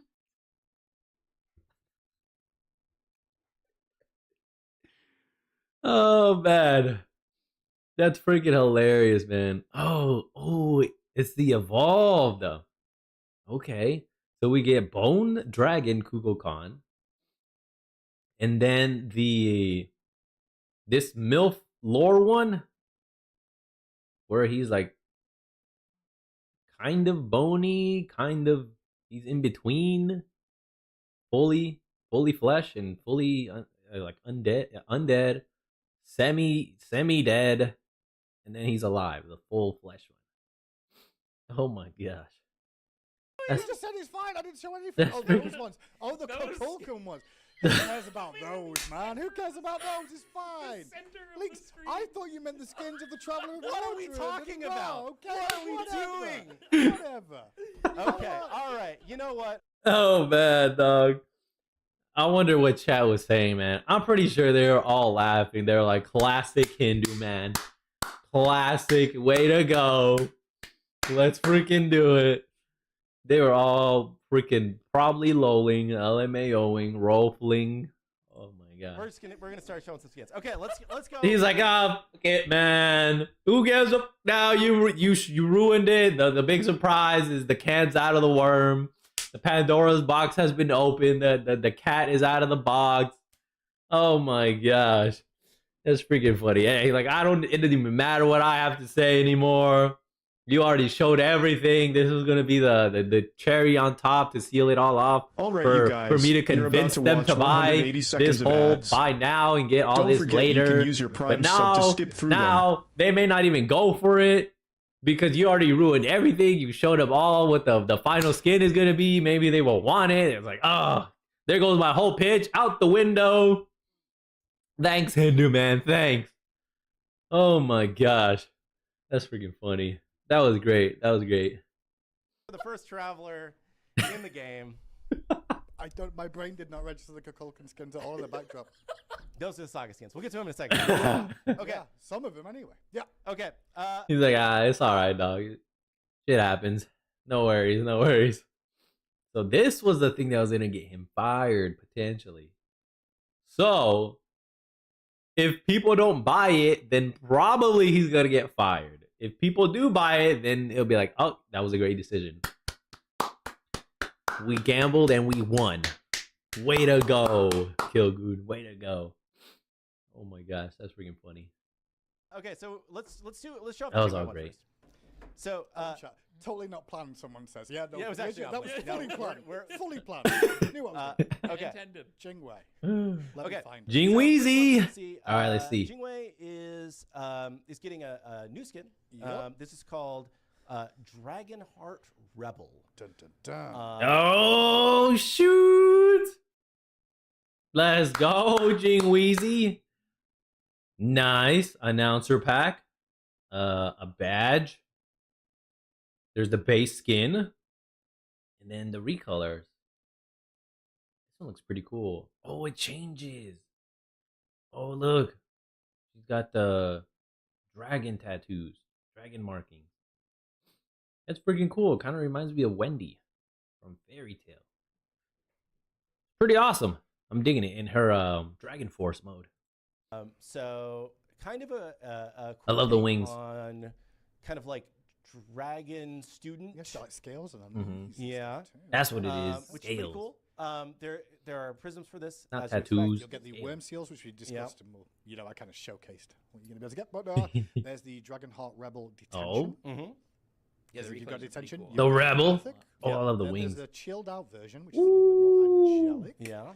And then there's also I love wing characters. I like that one. Version. Yeah, that's nice and clean too. Yeah, very cool. I like the Amazing. one. And you also get the Dragonheart Announce Pack, which you heard about. There you Okay. go. Nice. Breathing fire. Might as well be now after. Yeah. And then I will say so. Almost. They're about to meme him, man. He was about to get memed for like at least the next 2 weeks. Hindu man for what he just did. That's freaking hilarious. Oh look, the backdrop. That looks amazing. It's like a Dragon Academy here. That's amazing. I love that. Can you cycle these in the main home screen? High res. All of the travelers in this event are classic travelers, as I mentioned. Right. This one is what we call a premium traveler, so it's a new skin. If you want to buy this traveler, it will have a legacy gem discount because we do that with new skins. However, even with the legacy gem discount, however, she has a tail. Oh shoot, yo, that's freaking awesome. That's cool. Even with the legacy gem discount, it is a better deal to just buy the buy all if you factor out the cost of the skins. So I know it's a little bit awkward that we didn't put the legacy gem discount. Oh, her feet are dragon. All right, you guys, you're about to watch 180 seconds of ads. I'm noticing. Don't forget you can use your Prime sub to skip through them. Her hands are draconic too. Then she got the dragon horns. Yeah, that's freaking awesome, man. That's it. Yeah, but it's still her Fuck, I'm blanking out on the name. Oh my gosh. Crossbow? Yeah. Her crossbow is freaking dragon. Yo, that looks amazing.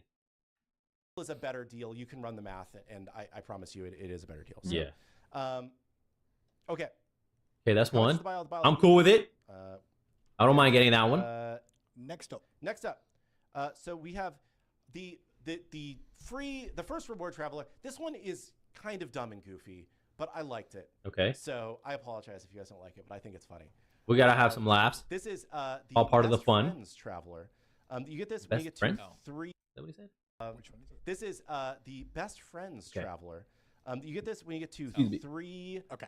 3 seals. So if you are just playing the game and you buy any one traveler during the course of this event, you will get this for free. So Obviously, some of this is still work in progress, as you can see by the effects of the card art. Debonair on her. I got a sneeze coming, man. Shoot. Never mind. It's gone. Temporary. So, but look at him. We have Debonair. Debonair. That is an intentional misspelling for the hair. So we have Debonair on her. Lovely. And Plucky Raw. I see. Okay. Yeah. They reminded me of PIMPs, man. Oh my gosh, they look freaking hilarious. Like Money Mike. Shout out to Friday. Ice Cube in the gang. For him, and you're also gonna get Cat Williams. Bagok. Oh, yo, Horus chicken skin. Horus upcoming. Who knows? Who knows? He did have a chicken skin. At first, I didn't like it, and then the sound effects made it freaking funny, and the voice pack. So I like that skin now for Horus, the chicken one. It just reminded me of him. That right? Yeah, that was perfect. Because he has the whole hat too and everything. It looks just like him. Yeah. This is Horus right here. Chicken Horus. And the best friend title as well. Yeah. So okay, I can rock with him. There is, definitely nothing that we are referencing with these, and we just thought that they were fun. Is it the Horus chicken one? I wonder what chat is saying, man. I wonder what chat is saying. Yep. Moving on. Or is it PIMPs and Cat Williams? Was it? Am I right? Am I right? Oh my gosh, I'm barely watching this for the first time. It's all authentic reaction. People are most excited for, and the biggest, most important thing here, right, is the saga, which was slightly we didn't leak it. Slightly leaked already. So this is the Archfiend saga.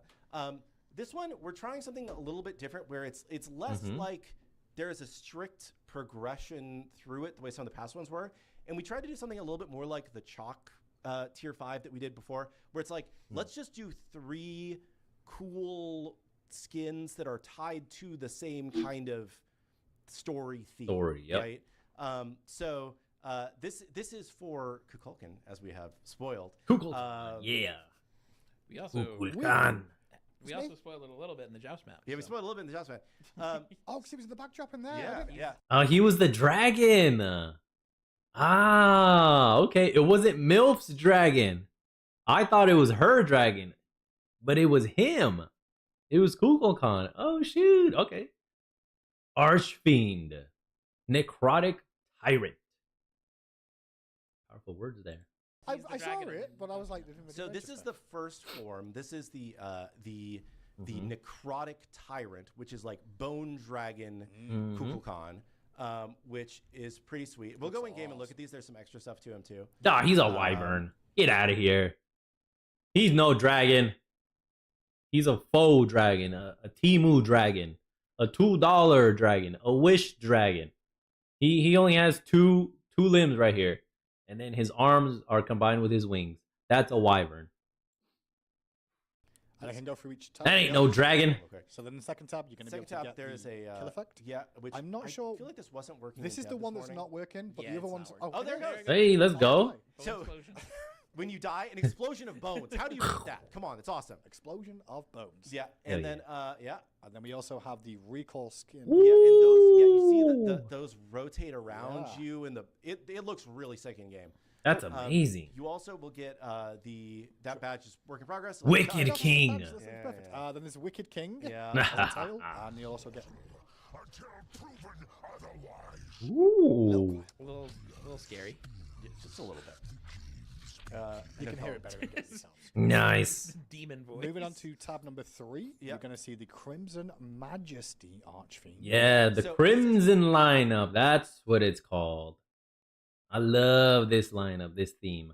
I love it. He's got 3 eyeballs. Oh my gosh, that's scary. That's scary. Yee. The thought here was basically like from now he's a dragon. All right, look, he got 4 limbs right here. 1, 2, 3, 4. Acceptable as a dragon now. Acceptable. The bone form, he could evolve into 2 different paths. And, you know, the Archfiend could either become the Crimson Majesty or your other one, the Wicked King. So you're going to have all 3 forms once you get to page 3 here. Beautiful. Beautiful. Fully dragonified Kukulkan. So it's pretty quick that you'll get to all 3 of the base forms. That's got to be like acid saliva, acid lava. And you can use them.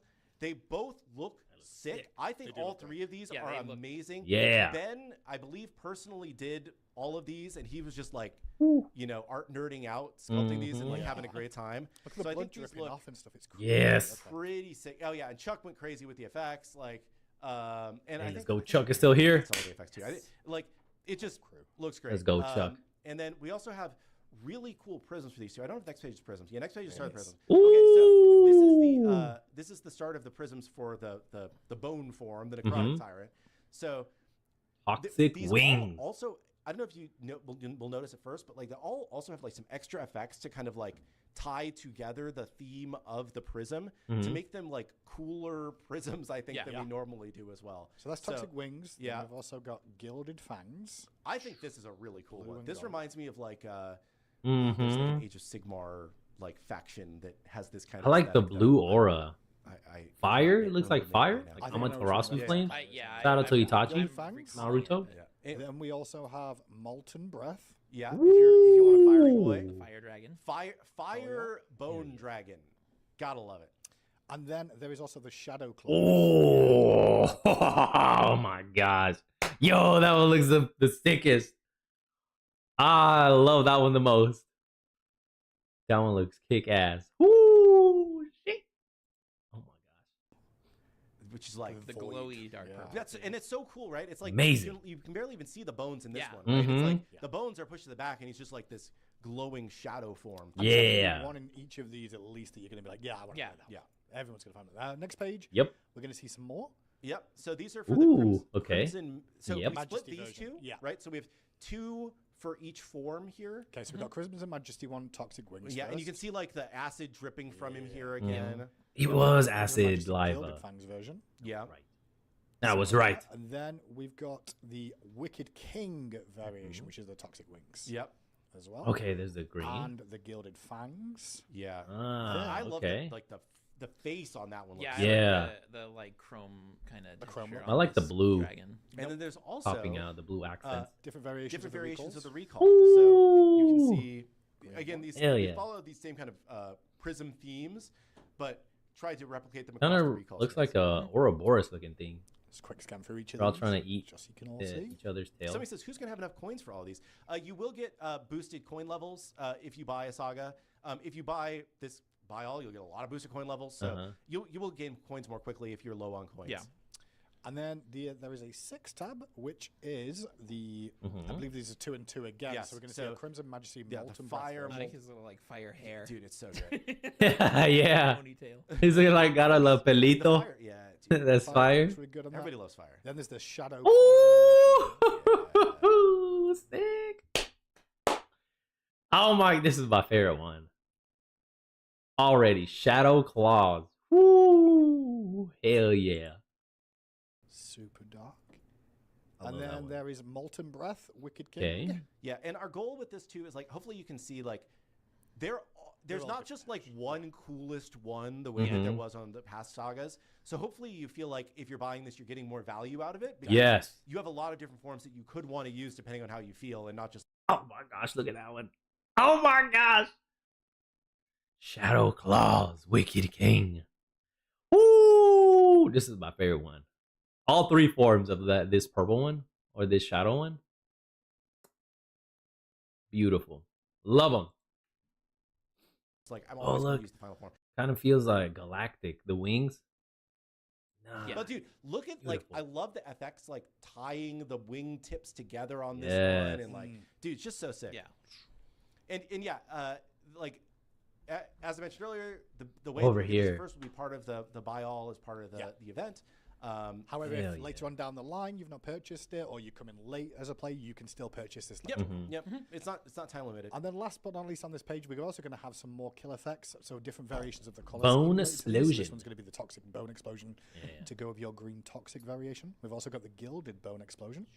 With more the golds and the blues. Then there's also molten the bone explosion. Nice. Fire and the shadow bone explosion. Shadow all the way for me. And that saga is it Shadow all the way for me, baby. Tuesday? Yeah, it's gonna be available on Tuesday. Oh, yes. okay. So that's why we pushed to get this done at the beginning, because we're like, hey, if you sales pitch for all the content through the end of March, other than supporter store stuff, I'm trying to be clear about this. I don't want people to get. Just saying, it's 8K for like 8 travelers. Is that correct? So it's 8K for. I mean, technically more than that. It's like 30 something. I really had to convince people that this was not going to lose us money and get me fired. Yeah, I bet, man. Because look, this is just the main one. This is the main one.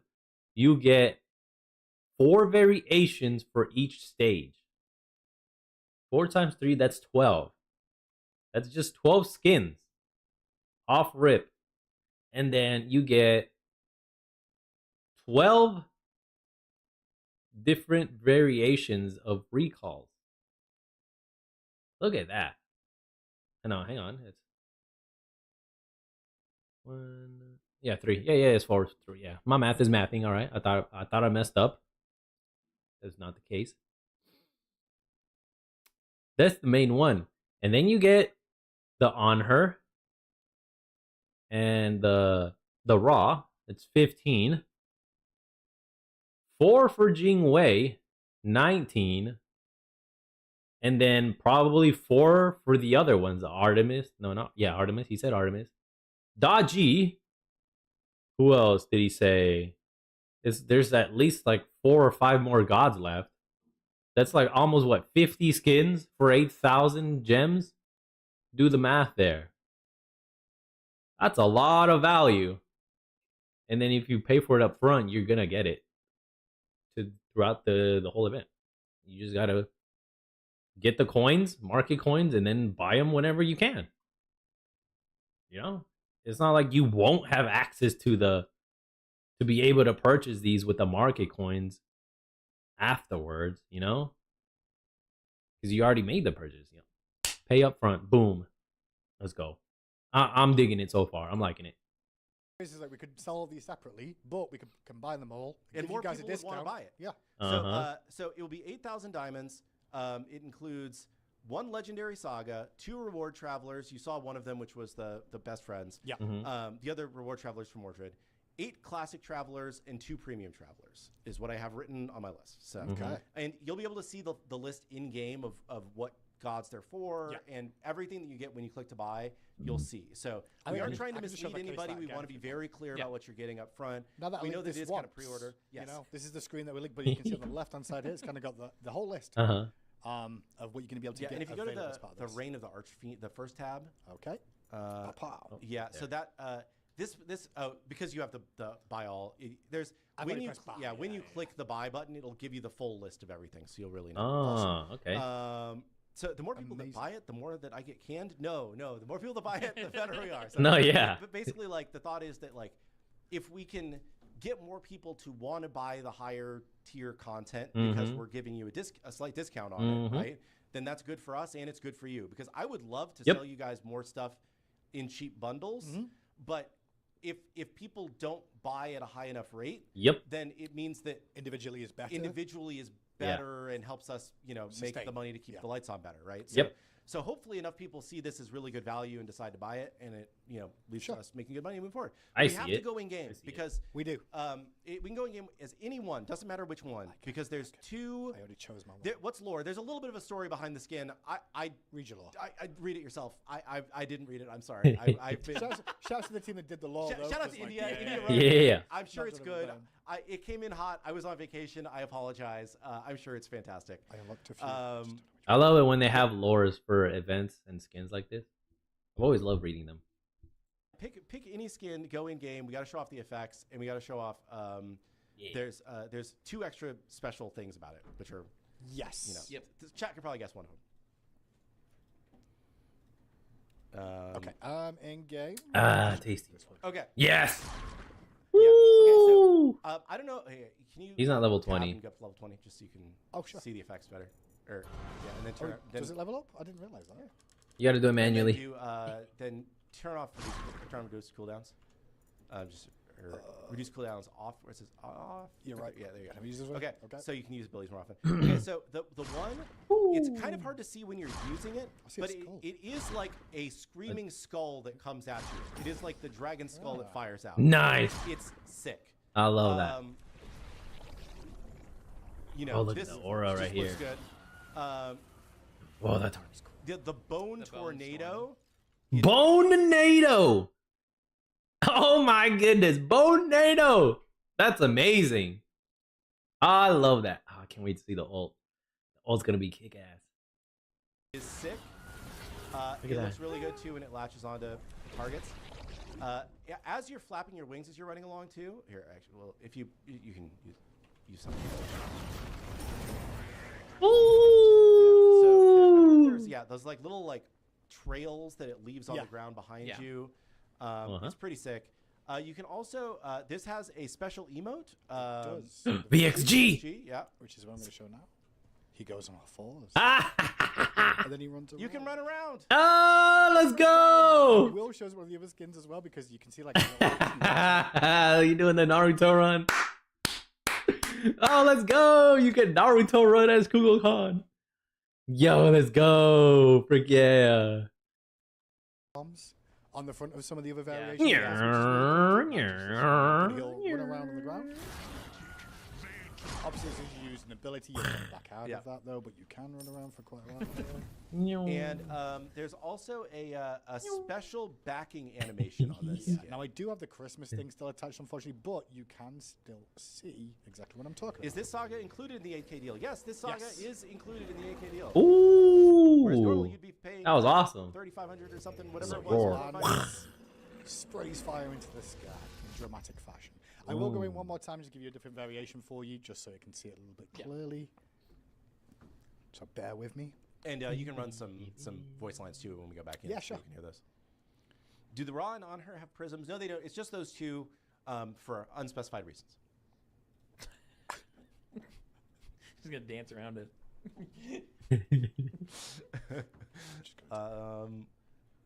BRB starting a band called Bone Tornado. That's great. I love it. Bone and hell yeah. Can you show us the aspect one as well? So you can switch to the aspect real quick in jungle practice. We're going back to jungle aspect of Cuckoo. Yeah. Okay, so now we're on different variation. I guess I'll just show the first 3 abilities first of all, if I'm real quick. So you can see the skull. Skull because he has a different skull on his head. The skull's larger. Different effects on the ground there. You have the bone. Yeah, because the bone skeleton anymore. Yeah, so the effects, they do differ to match the different variations. And then we've also got the back. Oh my gosh, I love the dragon going away. You can actually see it. That's amazing. With this version, you can that red one looks pretty cool too. Some Christmas trees. Yeah. In Christmas trees too. Yeah, I was like, okay, and you can VXG2 to see the. And then there's also the VXG. Where you can see his little, I love his little hands. Little long, He's running like a T-Rex, man. Oh my god, he looks goofy, man. That's funny. I like it. Quite endearing. Okay. Quite endearing indeed. Too. And then voice pack, was it? Yeah, voice pack, and then show the aspect abilities too, just real quick. Yeah. Mildly impressed. Worthy of a roar. Mm-hmm. Attack left lane. Attack the Gold Fury. Nice. And then it Toggle was- aspect Yeah, and I wanna talk talk over it. wasn't Aspect. Toggle aspect, aspect variation on you. Pow! Shotgun blast. Can't beat it. Use that cooldowns.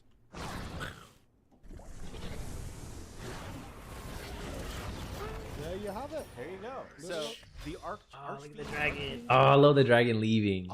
Archfiend. Tomato, Archfiend. tomato. Hell yeah. I think it's really sick. It might be the coolest skin we've done yet in Smite 2. Yep. And I think it's a really good deal. Hopefully, you all feel like it's as good of a deal too. I think it's a and you all fantastic get it deal. because, it would be good for my career if you do. Yeah. Let me slide it in. Guys, this is based on performance. My job is on the line right here. If you all don't buy, then I'm out of a job. It's called The Undertaker for me. It's a wrap. So I went out here out of my way on a limb. I risked my career to provide you all with what I think and you think, or what I think you would think is excellent value. So if you could just do me the small favor of making these purchases when it drops, I would be ever eternally grateful. Oh my gosh. It's like Kilgood's in an arena match right now. He's fighting for his life on patch day. I don't even know if there's a time limit for his decision, if he's gonna get axed or not. If because it's based on performance. I don't know what the time frame or time limit is on the on the whether or not we'll fire you if we get a lot of purchases or not. On the decision, I guess. I wonder if there's a time limit, because maybe like a week. They'll give it maybe a week. Give it a check, see how they're doing, and then maybe another week. Again, I don't know. I'm just speculating here. I'm just talking shit and swallowing spit right now. Oh my gosh, that's funny. But yeah, that is what we have coming in this patch. So I can do a quick little recap because it's already past W patch. So we have Chiron. We have Chiron's Chiron +1s. Quick recap. Oh my god, that's right. All this kind of made us forget that Chiron is dropping. Woo! This excellent freaking bundle that he concocted out here. He noodled around in his brain. He's like, got this. I'm gonna risk it all. Risk it for the biscuit, as the saying goes. Yeah, I love it. I'm down for it. I'll help you out, Kilgoon. You got my vote, sir. You got my vote. I see the vision that you have. I am a visionary.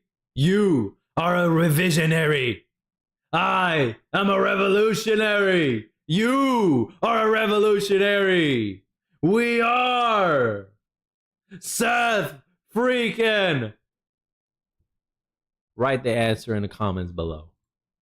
Different masterful shots in late game when he has 250 strength and 2.5 attack speed, or both. He can fire his 2 while he's in his ult now. His 2 is global now. W. Chiron's OP now. That's what And his Chiron's OP instead of just wasting the stack. I want to see the support though. Heroic Tutor, which support makes is him a very enchanter based support. It boosts your team's damage mostly, adds 1 stun when you apply 5 marks. But it's very ally focused, very, very heavy power based. We have new daily quests, plus the daily quest XP conversion if you are capped on market coins. We're adding beta multi-queue, which is just a single queue because we're running it as a test for Conquest, Arena, and Joust Classic. We have the casuals overhaul to the way Joust looks with lighting and textures. We fixed a couple of floating trees in Conquest. We are doing a ranked reset, hard reset squish. We've added not playing assigned role to reporting. The God ability screen now updates ability descriptions when the aspect is selected. You can now clear your red dots easily by going to or for your profile. We've done further HUD performance. Yo, what was the best thing about this patch? Everything seems great so far. I'm loving everything. All the user quality of life improvements, the skins, the god, the kit, the abilities, everything so far. Is this the best patch they've dropped in the history of Smite 2? Let me know what you think. Down in the comments below. Reign of the Arcfiend event, our first buy all event in Smite 2, which will come with a market path reset where you collect worm seals to get rewards, starting with 3 travelers, two travelers in the saga, the Jingwei Dragonheart Rebel, the Best Friends Traveler, and the Arcfiend Saga, which is just sick. So it's been 2 weeks. It's been 2 weeks. It's been 2 weeks. That's right. We do also have PTS today. Yes. And another god will be available Oh, in we need to talk about PTS. real quick. We need to talk about. Niza. Naja will be turned on for PTS. Yes.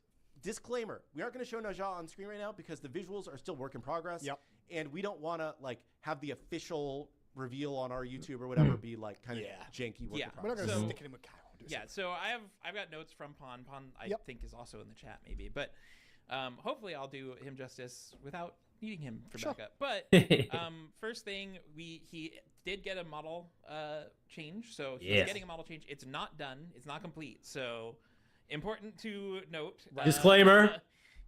Work in progress model. It's a work in progress, but he is getting a model up. WIP whip. As far as +1s, work in progress. We're not turning on his aspect. I don't think. No. Okay.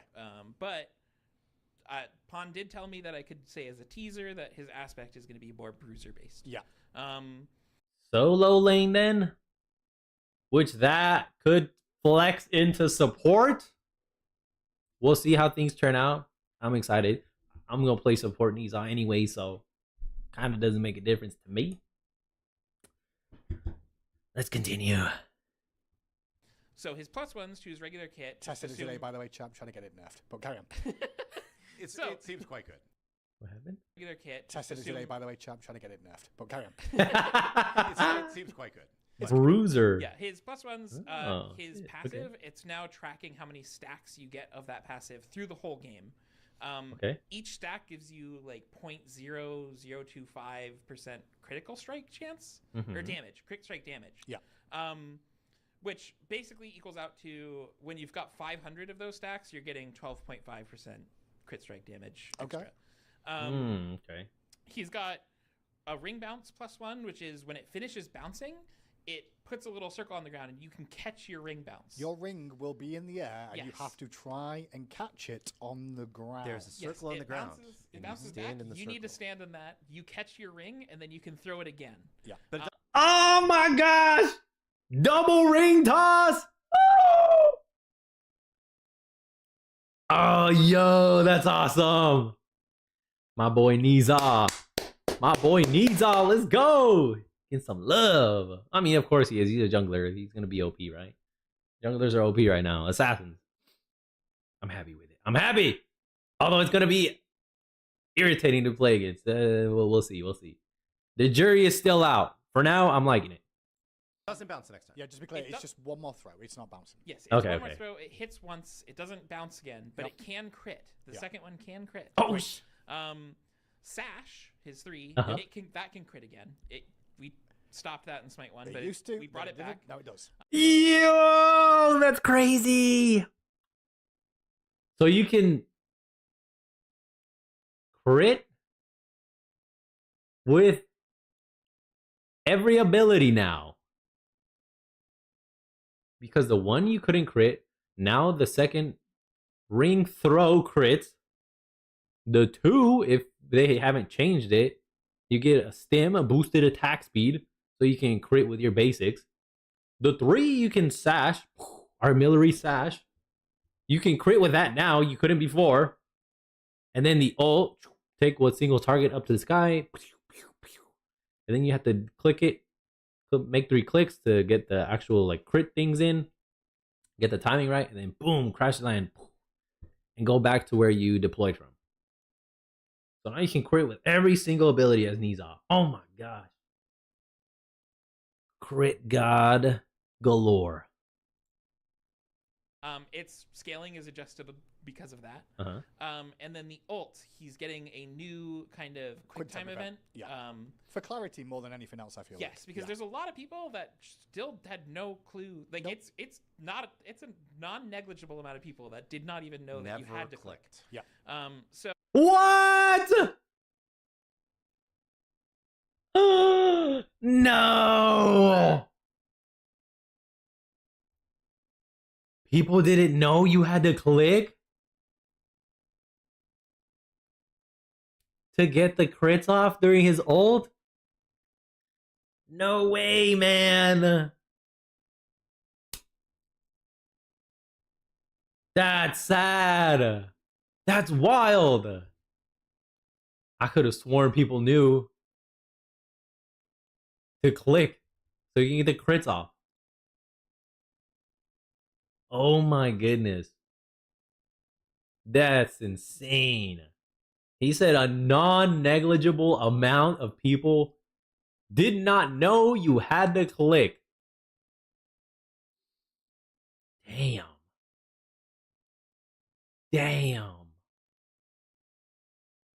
I'm going to say Pareto principle. 80% of people did not know. Maybe even more. But only 20%. This is just drunk numbers here. By yours truly. 20% of Nizza players knew. Or 20% of people who played Nizza knew you had to click to get the crits off. Oh my gosh. That's crazy. That's news to me. Sheesh, as the saying goes. So he's all like, "Yep." Negligible amount of people that did not even know that Killed you you. had to click. Yeah. So we're Like, you done goofed. You done goofed not clicking. Tisk, tisk, tisk. Damn, what a damn shame. That's what this expression says. What a damn shame. That's what I'm thinking. That's what I'm understanding that is being conveyed through the screen. Whether or not that's what he's actually trying to convey or thinking, that's what I'm picking up right here. Like, damn, they didn't know. They missed out on a great experience. Damn, what a shame. Oh my gosh. Let's continue. They're still a work in progress, but we are making the quick time event click a portion little of bit his ult more obvious for people how it works. Yeah. It's going to be like, click, click, click. Probably he's going to have the word click, or it's going to be like, oh, click here, click here, click here. Click when he gets here, here, and here. Like there's like basically a thing going through a bar, and you click when it's in the right spot. I think that's all we have for. That's all we have for today. For Najal. Only, yeah. But Najal will be available as part of PTS, so go in and test Which it out. is should be on approximately now. So is it? Because I wasn't sure. I don't know. I We think don't keep it out for this afternoon. Otherwise, maybe this afternoon. So after the show. Keep an eye out for PTS. It should be coming out pretty soon. Yep. Is there anything else you got to cover? Is what? Sorry. Is there anything else you have to cover? Not that I have to. Cool. What you mean? I did see a question in the chat. Do it. Okay, go for it. You want to take one more question real quick? If you want to do the one more question, we can, and I can just pick that as. Oh no, you have something you want to talk about. I was going to say real quick. Twitch drops this week. Still, Discordia Twitch drop is available this week. That's right. Live right now.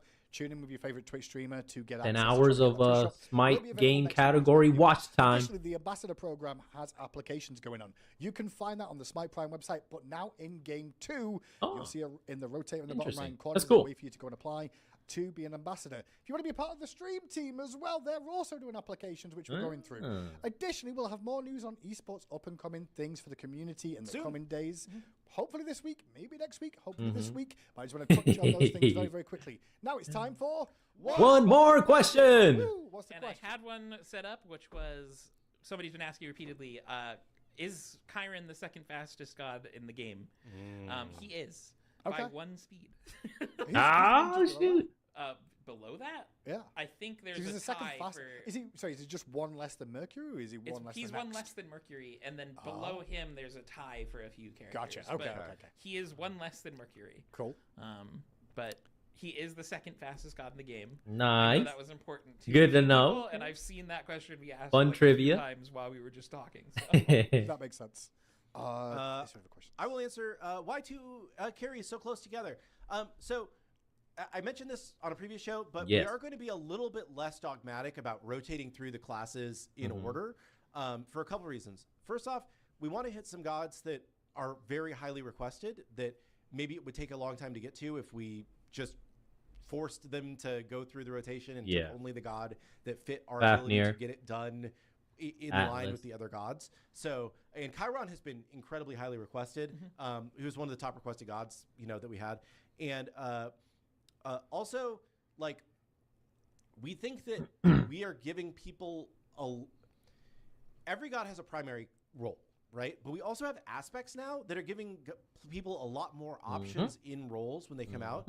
I know that, like, there are people who are like, but I want my god that was classically popular in this role. Doesn't mean we're forgetting about all the old gods, but we're just trying to be a little bit less like we have to rotate through the 5 classes in order every time. We're going to pick the god that we think is the best fit for the spot based on our capabilities and what we can get done in the spot, and also like what the community is telling us they really want. So gotta give them what they asked for.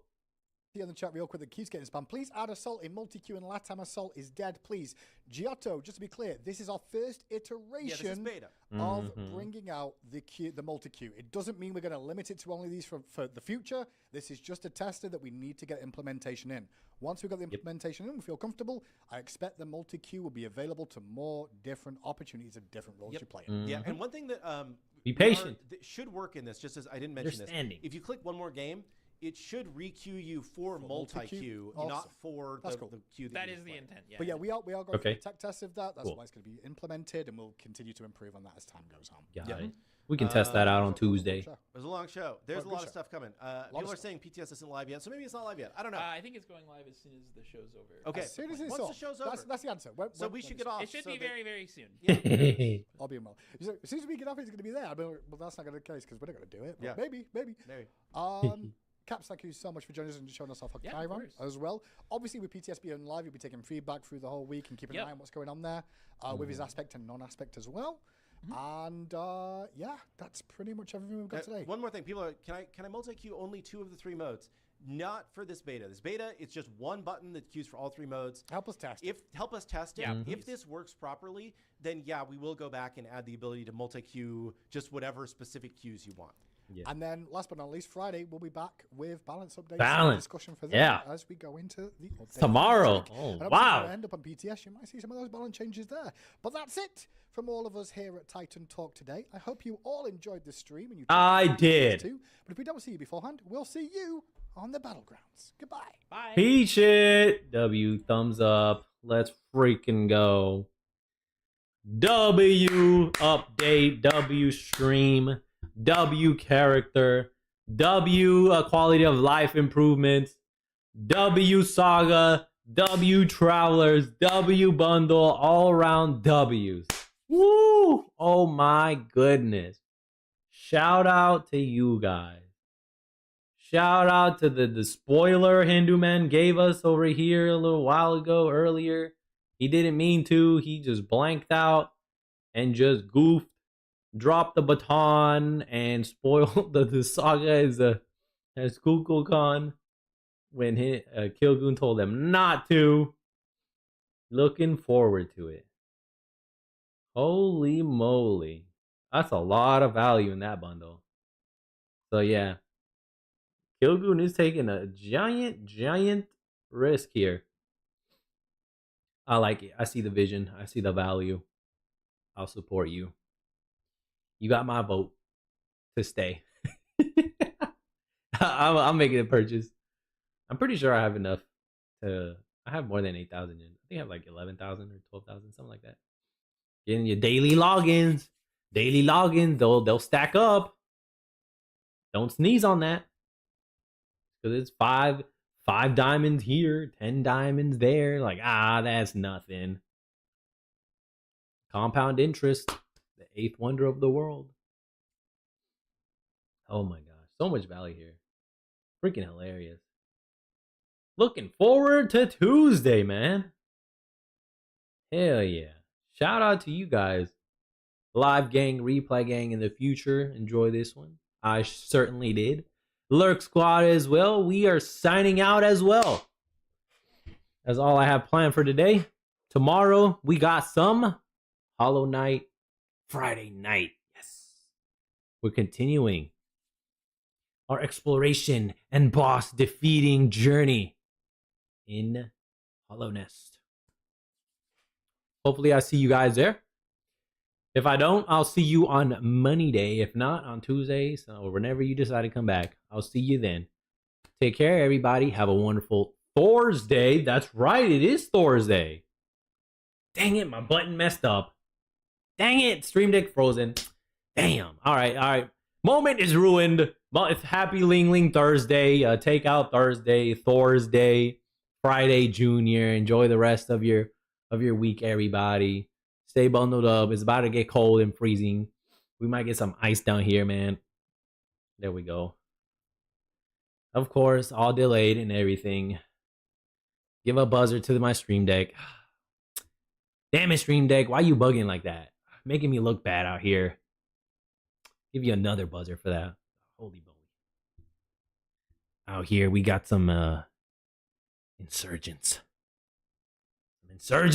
They must be quashed. Don't forget to exercise, eat healthy, nutritious meals. Stay hydrated, drink water. Get plenty of rest and sleep. Honor your rest days. Don't ignore your cardio. And we'll be back tomorrow, everybody. Take care. Peace. Shout out to the live gang, replay gang, Lurk Squad as well.